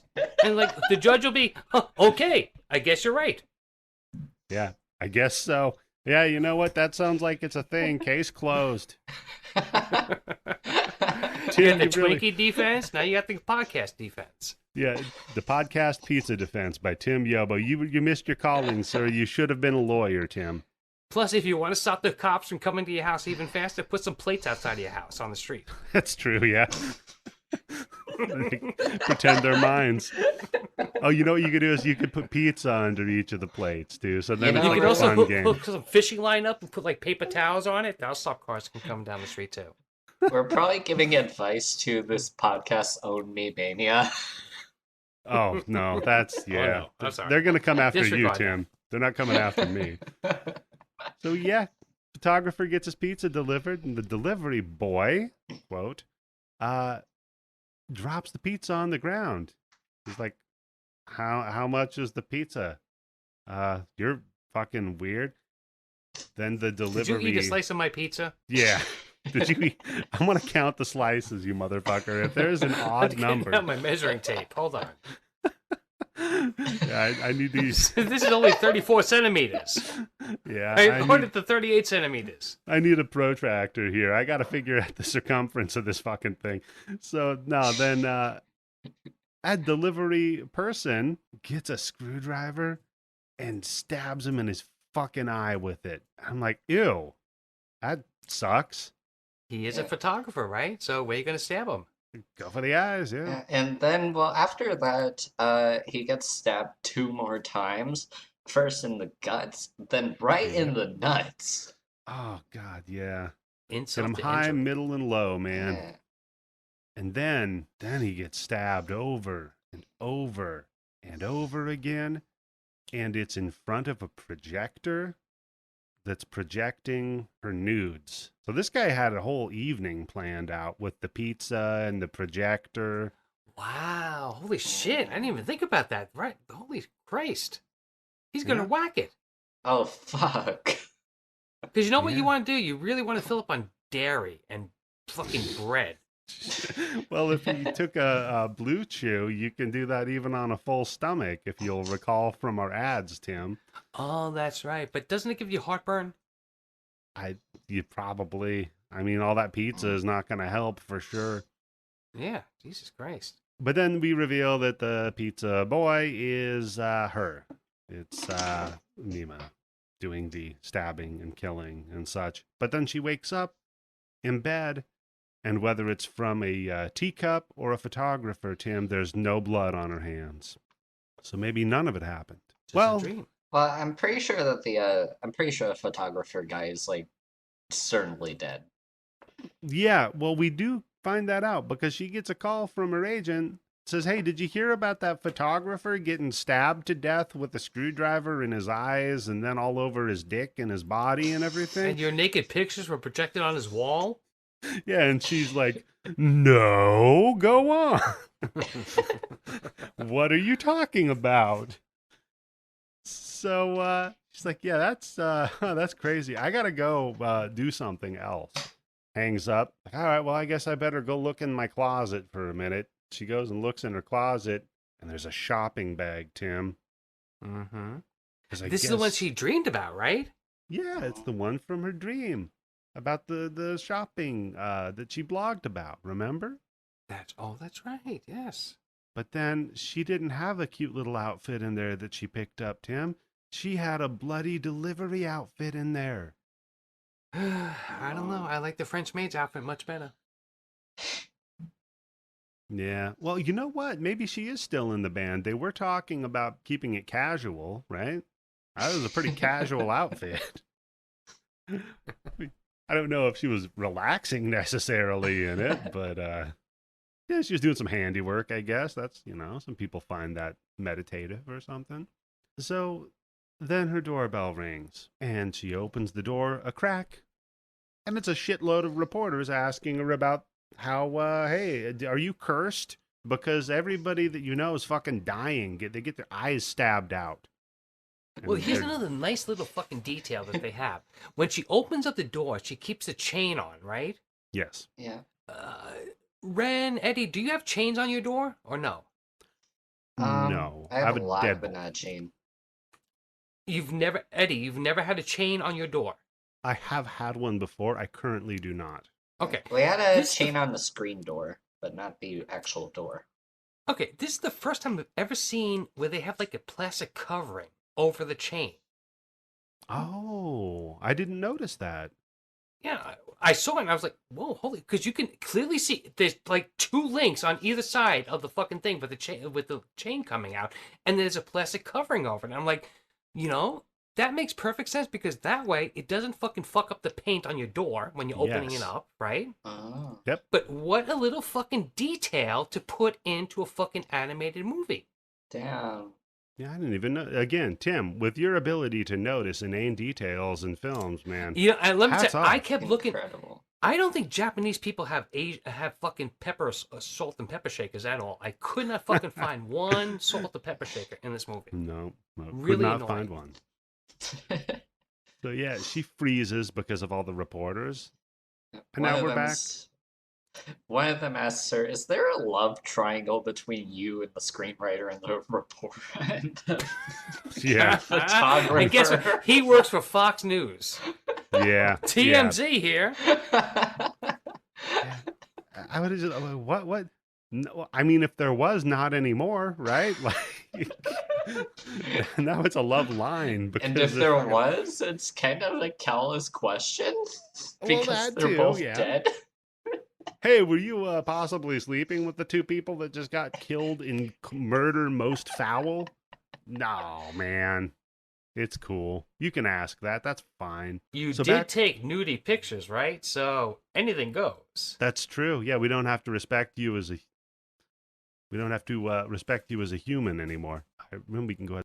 So we're back on set where Rumi is telling our hero here, Mima, to ignore the people that are snickering and making up a bunch of rumors about her. And Mima's like, "Yeah, I have a question. Am I dead? Maybe I'm just dead." Because I remember a truck hit me. At any point, I am expecting "Comfortably Numb" by Pink Floyd to play, right? Oh God, that'd be so fucking metal. Just all of a sudden. You know what, Tim? We got to make that cut real quick. Like, she's asking if she's dead. She's like, yeah, because maybe it's just a dream. And Rumi says, I'm starting to worry about you. So that's cool. You know what? Go take this scene real quick, and then we'll talk about how you're doing, like, as a whole person. Right, real quick. Here we go. Comfortably numb, right? Get out there, perform, and then we'll take care of whatever's going wrong with you. Yeah. So go ahead and jump on the scene. She goes out to the scene, and there's a dead guy that's all bloody, and he's laying on his back.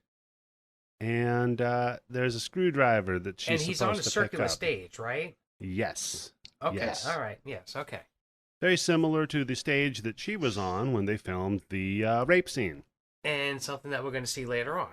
Yes. So it's like, all right, action. Take the screwdriver and you just stabbed him. So that's your motivation. So she starts freaking out. And breathe heavier because you just killed the motherfucker too. Yeah. So she does. She acts like she's freaked out because she just killed a guy. Because we look and this dude's got no eyeballs, Tim. And then she passes out. She wakes up in her bed again. And this time she's with the doctor from the movie. And the doctor from the movie is asking who she is and what she does. Because, well, I'm a pop idol. No, wait, I'm an actress. I mean, it's hard, but it's what I choose to do, right? And it pans out. The camera pans a little to the side, and we see that there's a two-way mirror that she's being observed through. The doctor says, well, I'll tell you what this is. Clearly, she has multiple personalities. Yoko is her original personality, but then when she was raped, she developed another personality. All right, cut. Now we got to retake the scene real quick. No. See, she was a top model, Rika, not Mina. She was Mima. She was Rika. Wait a minute. And she killed her sister to become the top model. All right, and cut. Okay, we nailed it. I'm like, whoa, okay. Now we're just completely fucked as far as timelines and realities go. Yeah. Everything's fucked. Like, what the fuck is going on? Yeah. Yeah. And then we cut, and she nailed her last line. And ladies and gentlemen, Double Bind is a wrap. It's time to celebrate. Champagne rap, right? Mm-hmm. She's the one who gets the last fucking scene done. She started off with just having one line. Yeah. And now she's the one that they're rapping on. Yeah, standing ovation from the crowd. The camera's spinning around her, and there's all these faces that before made her very nervous and shy and fuck her lines up, but now they're all applauding her. So she almost passes out again. But she gets caught by Rumi. And they're back at the agency, where they're getting invited to the rap party. She says, okay, Mima, go get dressed. Go put on your Sunday best. We're going to go to the rap party. And you can just meet us out at the car. And I'm like, oh, I already know there's going to be a problem. See, because she's going to be alone for 1 second, so there's going to be a problem. Everybody's splitting up. Yeah, never split the party. Let's split up, gang. If horror in Dungeons and Dragons has taught me anything, you never split the party. So she gets dressed, and along her way, she bumps into the doctor, who she mistakes as the doctor, rather than the actress playing her, Ari. And Ari says, no, we're off set now, so I'm not the doctor anymore, okay? Can we get past that. I'm trying to nicely make you quit acting this way because stop we're being all fucking method. Yeah, we're all afraid of you right now. You're bordering. Have you ever seen the documentary of Jim Carrey making Man on the Moon? Yes. I was gonna go Jared Leto, but yeah. Man on the Moon is also a good one. Yeah. I was going Jim Carrey was an asshole, but he did not send anybody fucking dildos in the mail. So you got to give him that. True. Just because he didn't think of it. Yeah. You know what, Tim, you were giving some advice earlier. I'm going to give some advice to the listeners. Don't send anybody a dildo who didn't ask for it. You just don't send anything phallic without anybody asking for it. I mean, dick pics, dildos in the mail, whatever. Don't even send like fucking dick cakes. Don't give somebody a corn dog if they don't want it. I mean, who doesn't want a corn dog? True. They are pretty good. Actually, now that you can order somebody a corn dog, but don't hand it to them, and do not watch them eat it. Also, that's just too far. Yeah, what's even worse is when you buy them ice cream for dessert. Oh yeah. Don't do that either. It's not very classy. Tim, I have a feeling you've got a lot of these plans that you're rolling over there. It's all stuff I learned from my friend Mario. You and your fucking friends' names, man. Mario's the only normal named friend you had. Mario, Binko, Stritchy. I mean, I want you to bleep the name out. Please promise you bleep the name out, but you only have to bleep it out because there's only maybe 3 people in the whole world with this name. So just by chance, if they ever search for their name on the internet, it'll pop up. So you're going to bleep it out, right? Yeah, I'll bleep it out. This is going to be between the 3 of us. Time code is 149. Go. Okay. I knew a woman named... What? Yep. I gotta say, original. See? So that's why I said you have to beep that name out because there is 2 people alive in this country. And one of them might be a typo. 5 people in the entire world who have that fucking name. Yeah, exactly. One of them is a typo. Typo on the birth. And she ended up marrying Spiro. Oh my god. So that was a combination there, huh? Oh my god. My niece is... Yeah, okay. I have a niece whose name is spelled wrong. How? What do you mean? My brother... What do you mean her name is spelled wrong? My brother wanted to name her Destiny. Oh my god. After the game? No. After... Tim, worse. Okay. No, this is a fun game. All right, this is perfect. Tim, she was named after a song lyric. Okay? All right, now I'm going through all my fucking songs. Now my brother in my head right now, drunk with Destiny. Okay, my Destiny. My brother is 10 years older than me, let's say, and I am currently 40. Okay. So Tim, can you name it? Can you name that tune? 50 years old. Mm-hmm. Is it from the fucking what the fuck is the name? The Righteous Brothers song? No. Destiny. Remember, I grew up in a very trashy, poor area in Washington State. Jesus Christ. Well, I think that... Well, see, if you name your kid Destiny and that thing, that means so Destiny's going to be a stripper, right? I don't think she's a stripper. Give her time. I'll give you another... No. I'll give you one last hint, okay? My brother used to wear a black leather jacket that had the fringes hanging off of it. Ooh. That's a good hint. Oh, shit. That's and hardcore, man. I never went fringes. I had the leather jacket, but I would never go fringe. Tim, he also did once intentionally go to a concert for the band Jackal, who plays a chainsaw. Wow. How do you play a chainsaw? Awesome. It's not that awesome. They're terrible. Now I'm just thinking about Jimmy Page taking the violin thing to his guitar. Yeah. I'm like, you fucking pussy. Yeah. Take a chainsaw to that guitar and see what happens. Okay, so I'll give it to you then, Tim, because it's very difficult. It is a Twisted Sister song. Oh wait, I remember Twisted Sister. Yes, okay. SMF. This is a song called "The Price." Ooh, wait, is that off of Stay Hungry or the other one? Time seems to have frozen, but the mind can be fooled. As the days pass, I've discovered destiny just can't be ruled. Are the lyrics? No, wait, hold on a second. Hold on. Really? Your fucking brother named his daughter. It wasn't even like the title. It wasn't even like the main fucking hook of the song. No. What album was that off of? That was off of Stay Hungry. Oh, Stay Hungry. Oh, wait a second. Because I had that fucking album. I listened to that a million fucking times. I'm just imagining, like, listening to that while, like, just fucking collapsed on the bed and just thinking, shit, if Destiny was a name, that line would be really cool. Yeah. That's incredible, man. Holy shit. Does she know it? Or does she just think that she doesn't she know the knows story? it. Tim, she knows it. Oh, no. And, Oh, and like I said, worst of all, it's spelled wrong.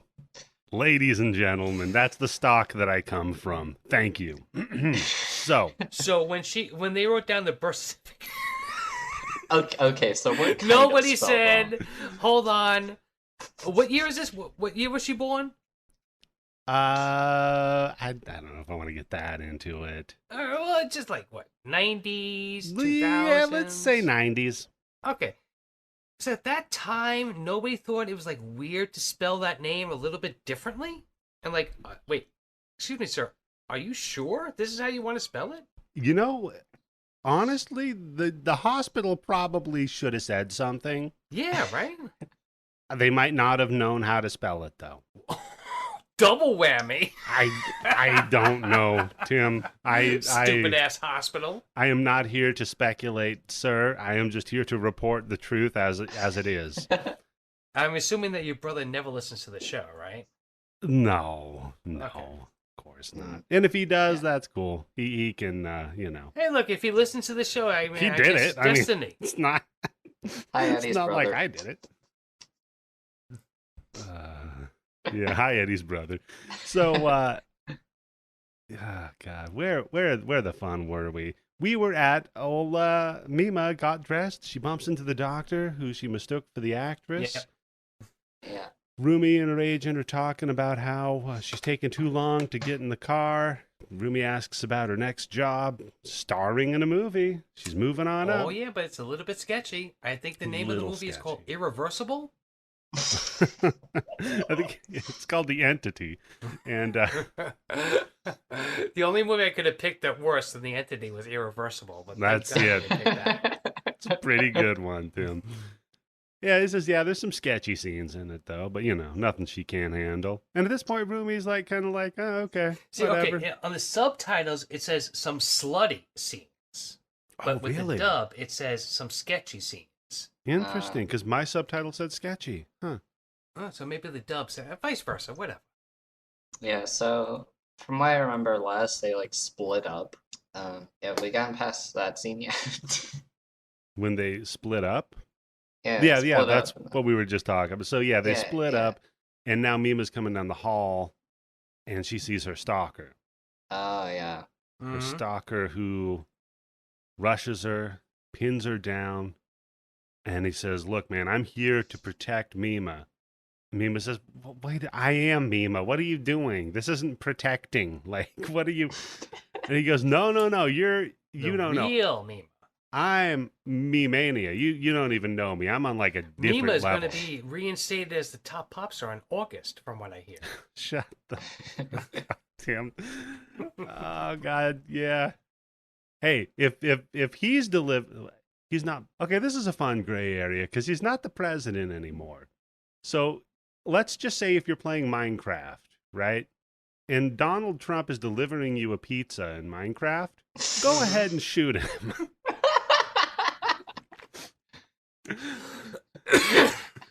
Well, I can guarantee you that when Obama was president, there were plenty of internet games that you could buy where you could probably end up shooting him while he was still president, right? Yeah. So, yeah, you're right. He's not president anymore. That's true. Yeah. So if he's delivering you a pizza in Minecraft, then go ahead and do that. Florida, right? In Florida. It's Florida, right? Everybody's got a fucking gun. He's in Mar-a-Lago, so he's down there. He is. In Minecraft. So, then he's like, look, no, you're not the real Mima. The real Mima emails me every day.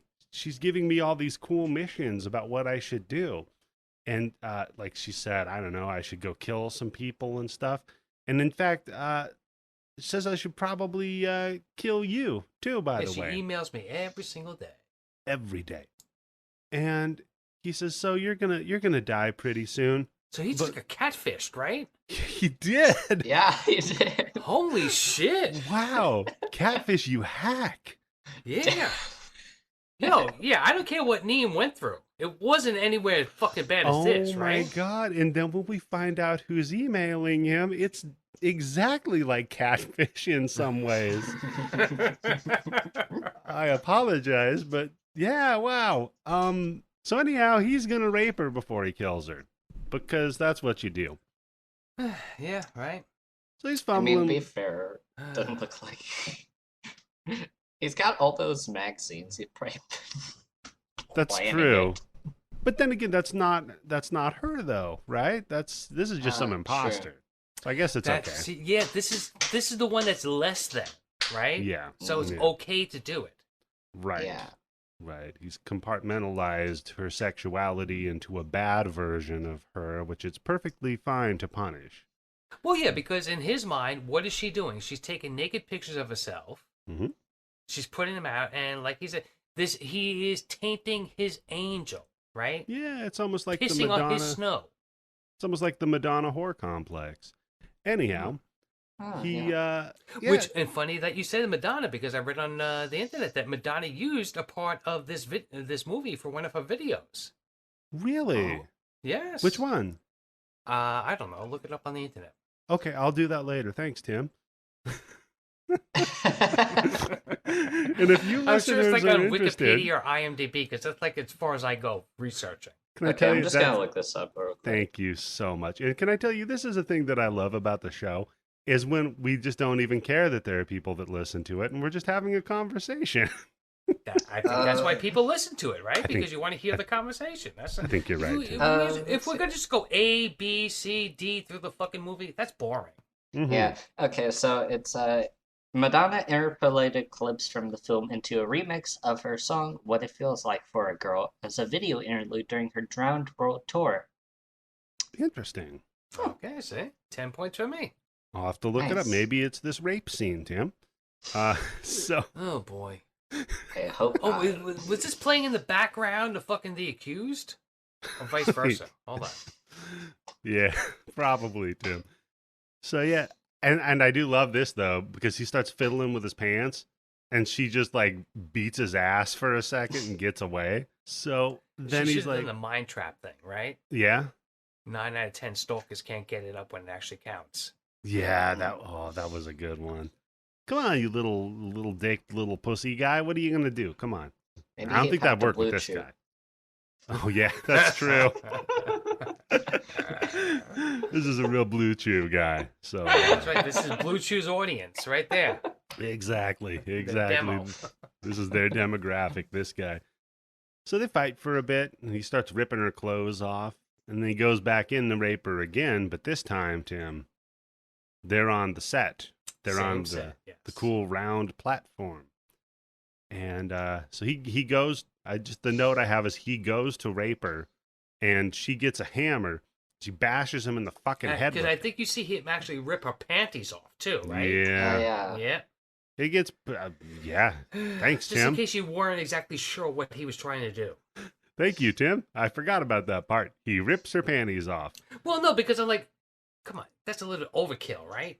That's true. You know what else is overkill, Tim? You forgot to mention. He takes his belt off and he loops it around her ankles and tightens it. And then, like, has to, after that, I guess, sling her legs all the way up and then pull them around, like, down over him, maybe?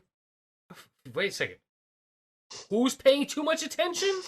Well, I just figured you would have noticed that, Tim. He went through like a fucking 8-point wrestling move there. Yeah. He put her in the camel clutch.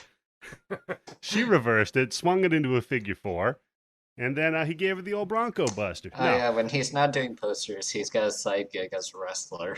Yeah. And that's when he wears the mask, the stupid idiot. Yeah, exactly. No mask for the dude. He looks like he's wearing a mask already. What are you talking about? Yeah, right. Holy Christ! Like I say, he looks like a fucking alien or some shit like that. Yeah, Looks pretty crazy. So then, yeah, she bashes him in the fucking head with a hammer. Yeah, because I heard that hammer time. Weirdly enough, no blood in that scene.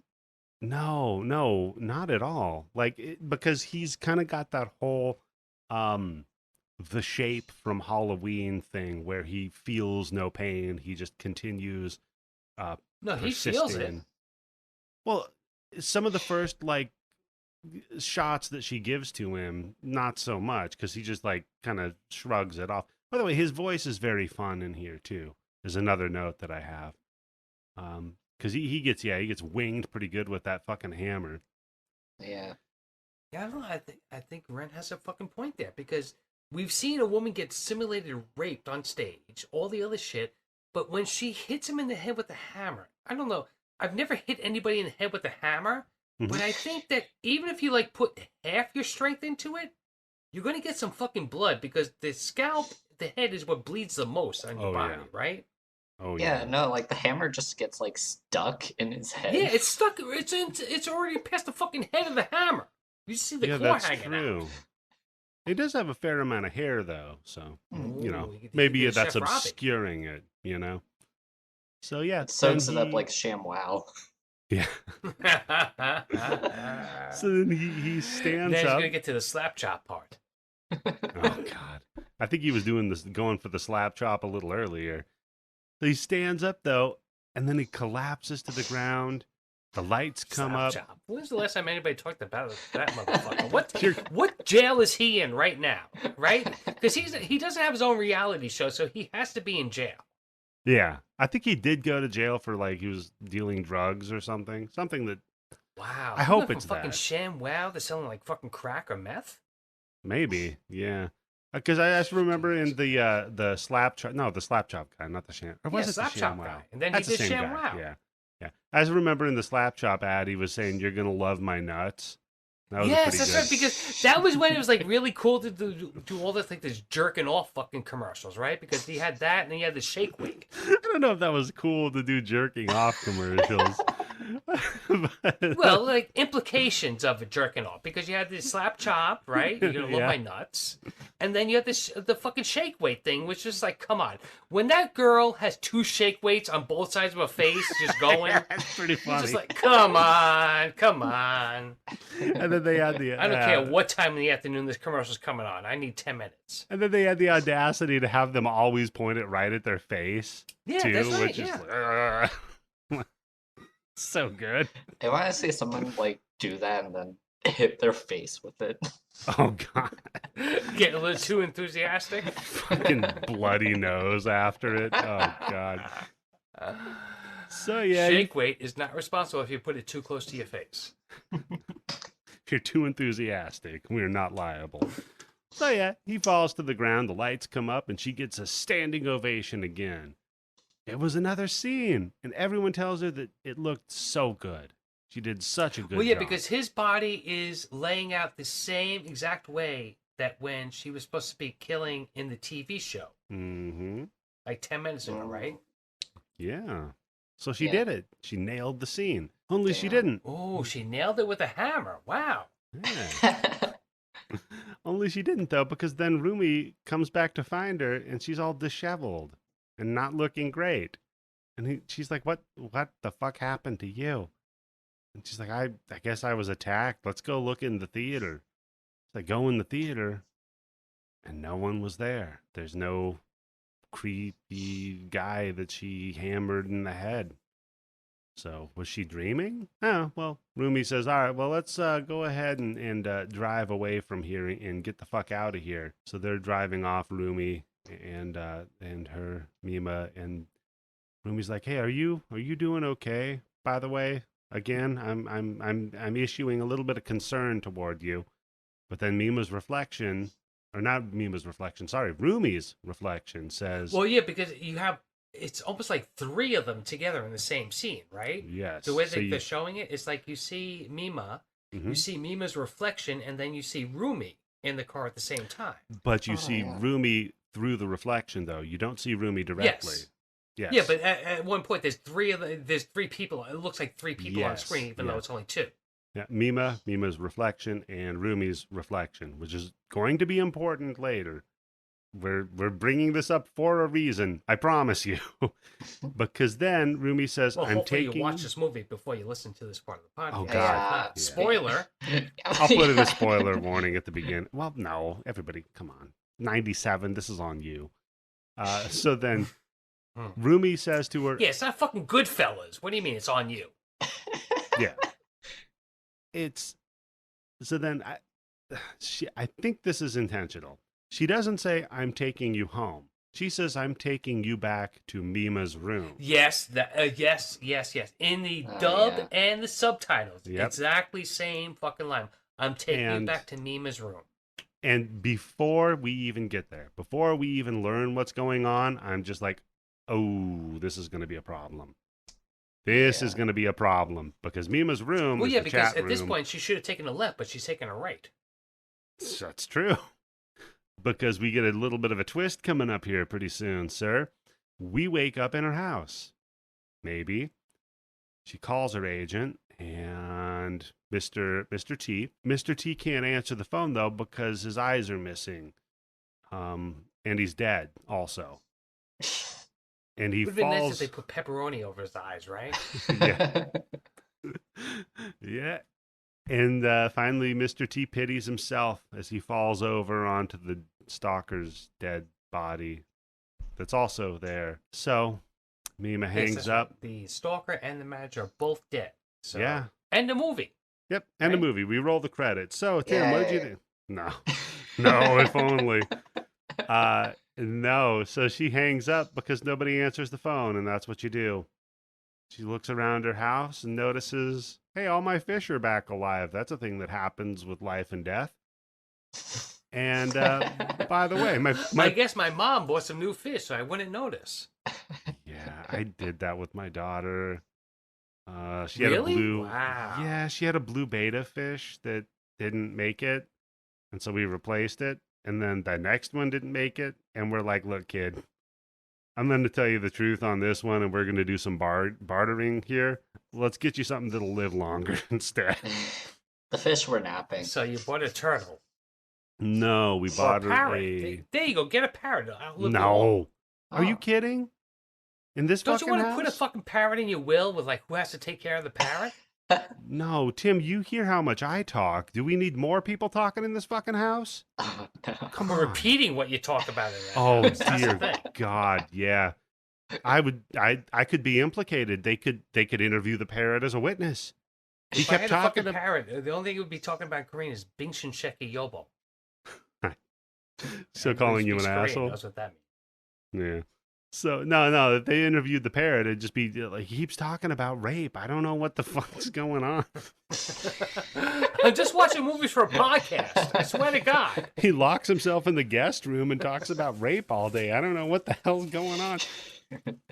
No. So yeah, and her poster's back up, and then she starts to look around. She opens up to look out the window, and she's like, "Wait a second, this isn't my view." Well, yeah, now it's right across the street from the train, right? Yeah, this is okay. someone Here's an else's interesting view. thing.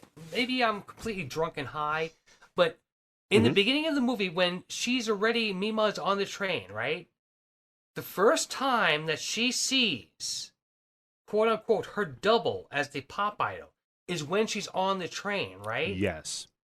Is this a woman in the window thing where she is passing by Rumi's apartment and seeing her? Yeah, because we learned this is Rumi's apartment. And it is right across from the train, and they make a point in an animated movie, okay? This is not something you just do with like a fucking, like the big camera crew goes and fucking films a train going by. Somebody had to animate a fucking train going by this apartment. So I think that part of the hallucination, whatever's going on, is possibly she's on the train earlier, and she's going by at 80 miles an hour clip or whatever, because Japan has much better fucking mass transportation than we do. And she just caught a glimpse of somebody dressed up like her. Yeah. I didn't think of that, Tim. That is a very, very good point. Great details. Or, drunk, whatever. Yeah. Huh. Could be both. Little from column A, a little from column B, right? Okay. Keep it nice 50-50. Yeah. So now her illusion of her, pop star, Mima, is in front of her. And then she notices its reflection. And its reflection, the clothes don't fit it as well, let's say. It's Rumi. Yeah. Not the clothes, it's Rumi, the person. Can I just say 2 pounds of bologna in a 1 pound bag? Yeah, that's a little, I mean, it's unflattering the way that they portray it, but you have to visually represent it, you know what I mean? And that's a way of doing it, right? Rumi's a little bit older, a little bit heavier, so visually it's striking that you see this reflection looks physically quite different. Yeah. And so Rumi apparently has developed or been inhabited by this other personality. She's the one that's been emailing Mr. Memania, but he failed her. So now she's going to have to finish the job. Also, I feel like for the sake of like simplicity when talking about the scenes following this, we should probably make some sort of distinction between the real Mima and Rumi's Mima. Yeah. Yeah. So we'll have Rumima and Mima. How That about works. that? Wait, you want me to fucking differentiate between Rumima and Wumima? No, Rumima Free and Mima. Wumima. Did you say that at the same time? Holy shit. So Rumima charges Mima and attempts to stab at her yet again. Like I said, when the only tool you have is a screwdriver, all your problems look like eyeballs. And what's great about it is this turned into every other horror movie because every other part of this movie is she's like done 1 or 2 fucking ice pick moves to kill people, right? Mm-hmm. But all of a sudden, she's missing. Yes. Well, she's also confronted with the person who she's attempting to single white female, right? Yeah, but in her mind, this is the filthy version, right? This is the one that needs to be gotten away of. So, because you're in my way of being a pop item. True.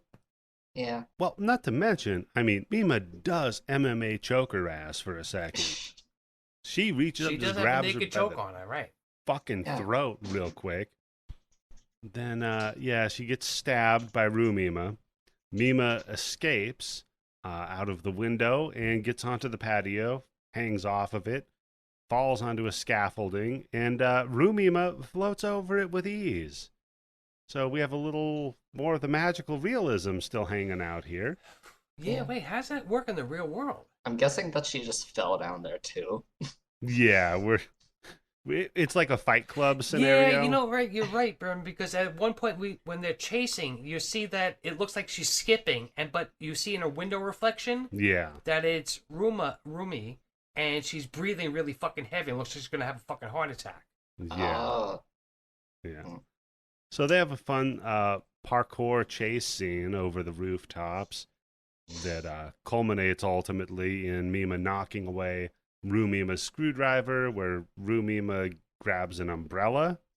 And I'm like, are we going to get like a magical, like floating with the umbrella down from the roof? It's a fucking penguin's umbrella. It is, yeah, because she ends up stabbing her with the fucking umbrella too. Like, holy shit. This is a weapon. This is one of them umbrellas like we were talking about on the bonus episode, Tim, that were designed by Leonardo DiCaprio. Okay, that's a deep cut. I know what you're talking about. Go ahead.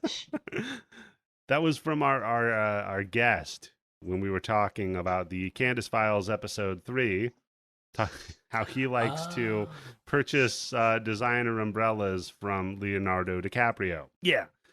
So you can go to patreon.com/Bloody Bits if you want to hear about that. I always forget that fucking /. Yeah, but you can just say / whatever. That's easier. Everybody should know. I just did a thing with Daniel, Mustachio Podcastio, and I did www.patreon/Bloody Bits, and Sir Charles was like, you gotta say /. And I'm like, if people don't know fucking / by now, they don't, I don't want them on my Patreon.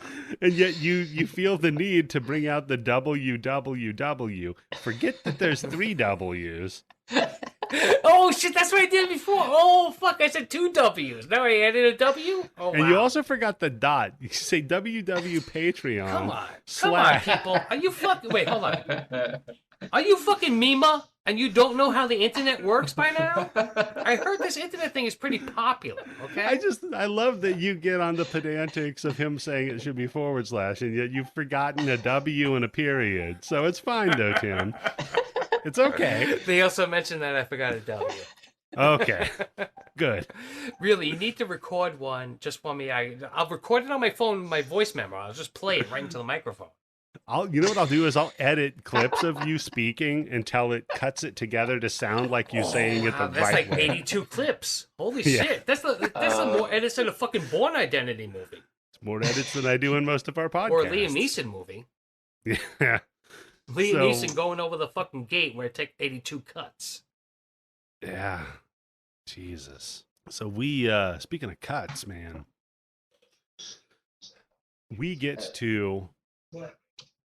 Hold on. Okay. Do. Do I have something fun I can put on here? Hold on. I have a shotgun sound I can play. All right, I'm back. Oh, no problem. Yeah. Yeah, Good there to was go. just some background noise. And I accidentally worries. clicked off the tab. Oh, no worries. I'll tell you right now though, your audio quality already sounds better than a lot of people we have on here the first time. Oh, hell So- yeah. Oh, that's good. Yep. See, if yep. any, I thought it was one of your roommates. Like, fuck this. She's doing a fucking podcast. We're going to be Yeah. done in like 3 hours. Let's go. Yeah, we're rounding 3 hours. It's just about to be done. So there you go. Oh, nice. Yep. So, yeah, speaking of getting cut, after Rumima stabs her with the umbrella, they wrestle, and Mima rips her wig off and chucks it. And then the illusion's just gone. Now it's just Rumi. Her powers are in that wig. So Rumi... Samson and Delilah, right? Yeah. So Rumi has to get her wig. Unfortunately, it has fallen behind a broken window that they were fighting through. And Rumi impales herself on a giant chunk of broken glass that's sitting up or standing up on there. You really want And- your hairpiece. One Yeah. of the things I like about this movie is that, like, every time that someone gets stabbed, they take a moment to process it, and then the Yeah. blood just goes flowing everywhere, and they're like, ah! Well, yeah, because she leans over, she puts the wig on, she sees her reflection in the shards of the mirrored glass, and they look again like Mima. And then we just cut to the profile shot of her. And then once she's realized it, just a spurt, like a glorious spurt of blood flies out of her. She stands up and stumbles around, stumbles onto the street, turns, and finally it's her in all of her glory, wearing her beautiful outfit, with her wig on, and she's in the spotlight. But the spotlight ends up being the high beams of a truck that's about to run her ass over. Mima, though, runs over and shoves her out of the way at the last moment. Okay, do you think that this is the last time in Asian movies where they didn't go with the trope of somebody getting hit by a car unexpectedly? Because if Maybe. you watch a lot of Asian movies, that is a Yeah. gigantic trope where somebody, for whatever reason, you just don't expect it, and bang, they get hit by a fucking car like that. But this one, she pulled her away at the last moment. That's a good point, yeah. Holy shit. Was that an homage then in Hostel when the Asian girl that got her eyeball ripped out and popped jumped in front of the train? Damn. Because they did Let's have- give that bullshit director Eli Roth a possibility of maybe. I'm going to yes. give him the benefit of the doubt because it was Yes. inspired by Audition in ways, and Takashi Okay, Miike all right. was all right. there. So if he knows Audition, yes, he's watching. But that is really, I remember watching something. There's a Twitter channel that I follow where they do like all Korean movies and TV shows, and it was like a 3-minute clip Of for like just- the last 10 years of like TV Hell shows yeah, and dude. Asian movies where people are just like Texas Chainsaw Massacre. It's like instead of Sally gets through all that shit, right? But the Yeah. fucking truck runs her over. I love it. I've Or got like to a see Benjamin that. Buttons. If anybody has to see, not Benjamin Buttons, Meet Joe Black. Yeah. Where fucking where he gets fucking pinball back and forth between the fucking cars, and it's supposed to be a serious movie, right? Yeah. Yeah. It purportedly, yeah. Anthony Hopkins, you got Brad Brad Pitt in Pitt, it. yeah. I forget who the female lead is in it, but Brad Pitt is playing Death, and yeah, he gets fucking pinball machine between the fucking two cars. Yeah, but Rue, Mima, and Mima both survive this because they stumble past the truck. The truck stops and presumably gets them help as we pan out over the cityscape. Some time elapses. Is this a real shot of the city? Is this a photo of the city, or is this a drawing? I had because that it looks note. real. I think it starts as a drawing as they're zooming out, and then it cuts to a photo after that. Huh. Yeah, it looks like it. Well, technically, they're Yeah, all because this would drawings. take like fucking 8 fucking years, I think, for somebody to fucking draw. Yeah, that's true. So then we cut to a hospital where we see that Rumi is getting some treatment. She's happy, though, because somebody keeps bringing her flowers. And maybe she's doing better, maybe not so much better, because she looks in the mirror and she just sees Rumima in the mirror. We see Mimi kind of dressed incognito style. I mean, She's come got on, really, what are you going to do with her? What kind of drugs can you give her? What kind of talking can you do to get her out of that fucking thing? You could maybe drug her to not be homicidal. Yeah. You know? But, I don't know. That's I mean, at that point, she doesn't look like she's homicidal, right? But the other thing, what are you going to do? Just put her in a fucking coma? Well, I mean, if Mima walks into the room, there's going to be a problem, right? Like, clearly. So, yeah, Mima is there, though. She brought the flowers, and she's incognito style. And says, look, she can't see me. I'm not going to go see her, but I'm glad she's, doing as best as she can, I guess. She walks out of the hospital, and one of the nurses spots her and says, hey, isn't that Mima, the famous chick? The other nurse is like, it's stupid. What would she be doing here? Yeah, this is the last place she'd be. Yeah. And then, I love the ending. Because the ending is so almost 80s movie.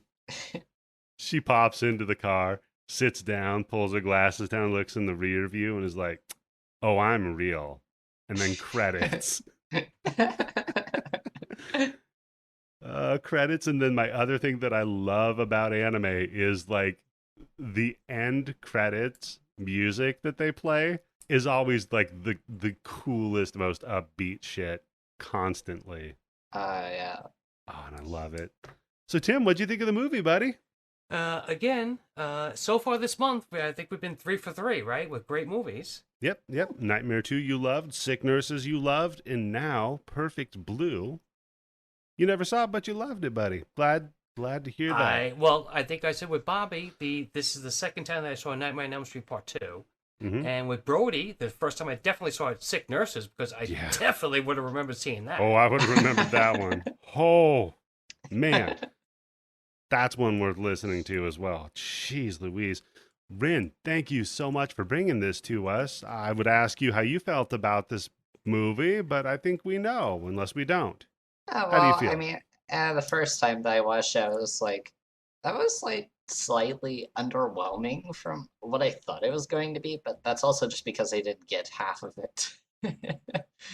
and the second time that I watched it, I was like, oh wow, this is like exactly as good as everyone says that it is. Like, it's so detailed and the plot has so much nuance to it. It's really good.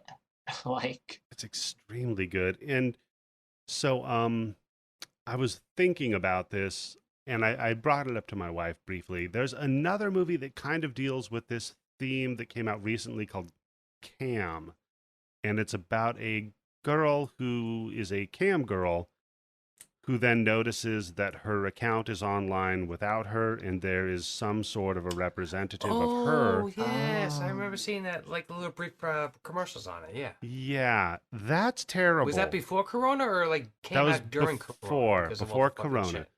Okay. That was terrible. You don't have to watch that. So it was BC. Yeah, BC. Yeah, BC squared. That one's bad, though. You don't have to watch that. This I think did a much better job of portraying like what happens when the avatar of you and the way that the public looks at it runs away, right? When it's out of your control. Yeah, like I've seen, well, first I've seen a lot of people refer to Perfect Blue as like an anime giallo. Mm.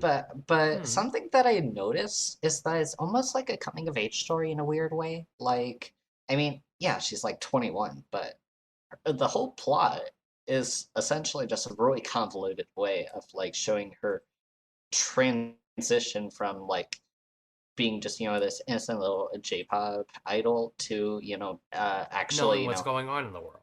Yeah. No, that's definitely, I could totally see that. And I mean, there's the stumbles, right, of her getting to know herself and her expressing herself sexually and fucking it up repeatedly. Yeah. But that's part of it, Holy right? shit, yeah. I didn't think of it that way, huh? This is so much better to have people on that are smarter than me. You know that? Because I just don't notice shit sometimes. To Ren and not me. Of course, Tim. Come on. Damn.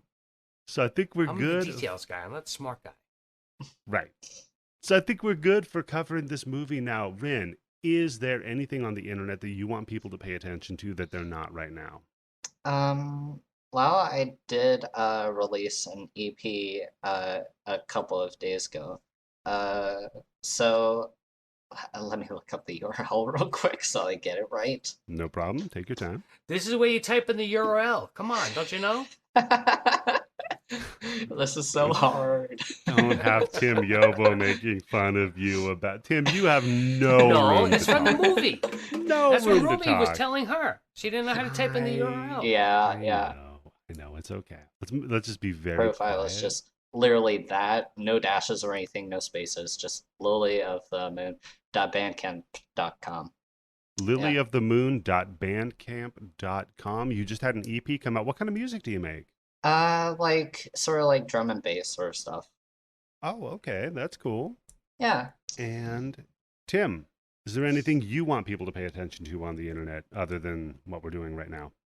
Well, definitely pay attention to the show and join our Patreon and all that. But other than that, no. Just listen to the show and have fun. As I said before, 100% of our Patreon this month is going to the Rainbow Railroad. They are a charity. Great charity, yes. Great charity that helps to get people that are maybe in dangerous situations, members of the queer community, to get out of those dangerous situations, regardless of what that means. If you have the ability, I have the link in the podcast notes and I always tweet it. It's on my pinned tweet for this month also. Give them money, and then if you have any money left after you gave them money, then sign up for our Patreon. But it doesn't matter because we're giving it to them anyway. So either way, they get it. Not to take anything away from other charities, but, comparatively, how much money does breast cancer get or all the other fucking things compared to what this charity is going to be getting? So pump some fucking money into them. Yeah, come on. We're doing it. You can fucking do it too. Okay? Yeah. I'll be confrontational. Rin, thank you so much for joining us. God, I hope to have you back on. It's been a pleasure having you on. Yeah, so you were a little bit nervous before we did the show, but everything went well, right? Yeah. Thank you for having me. It was really fun. Yeah, no problem. And with that, folks, this is how we end it.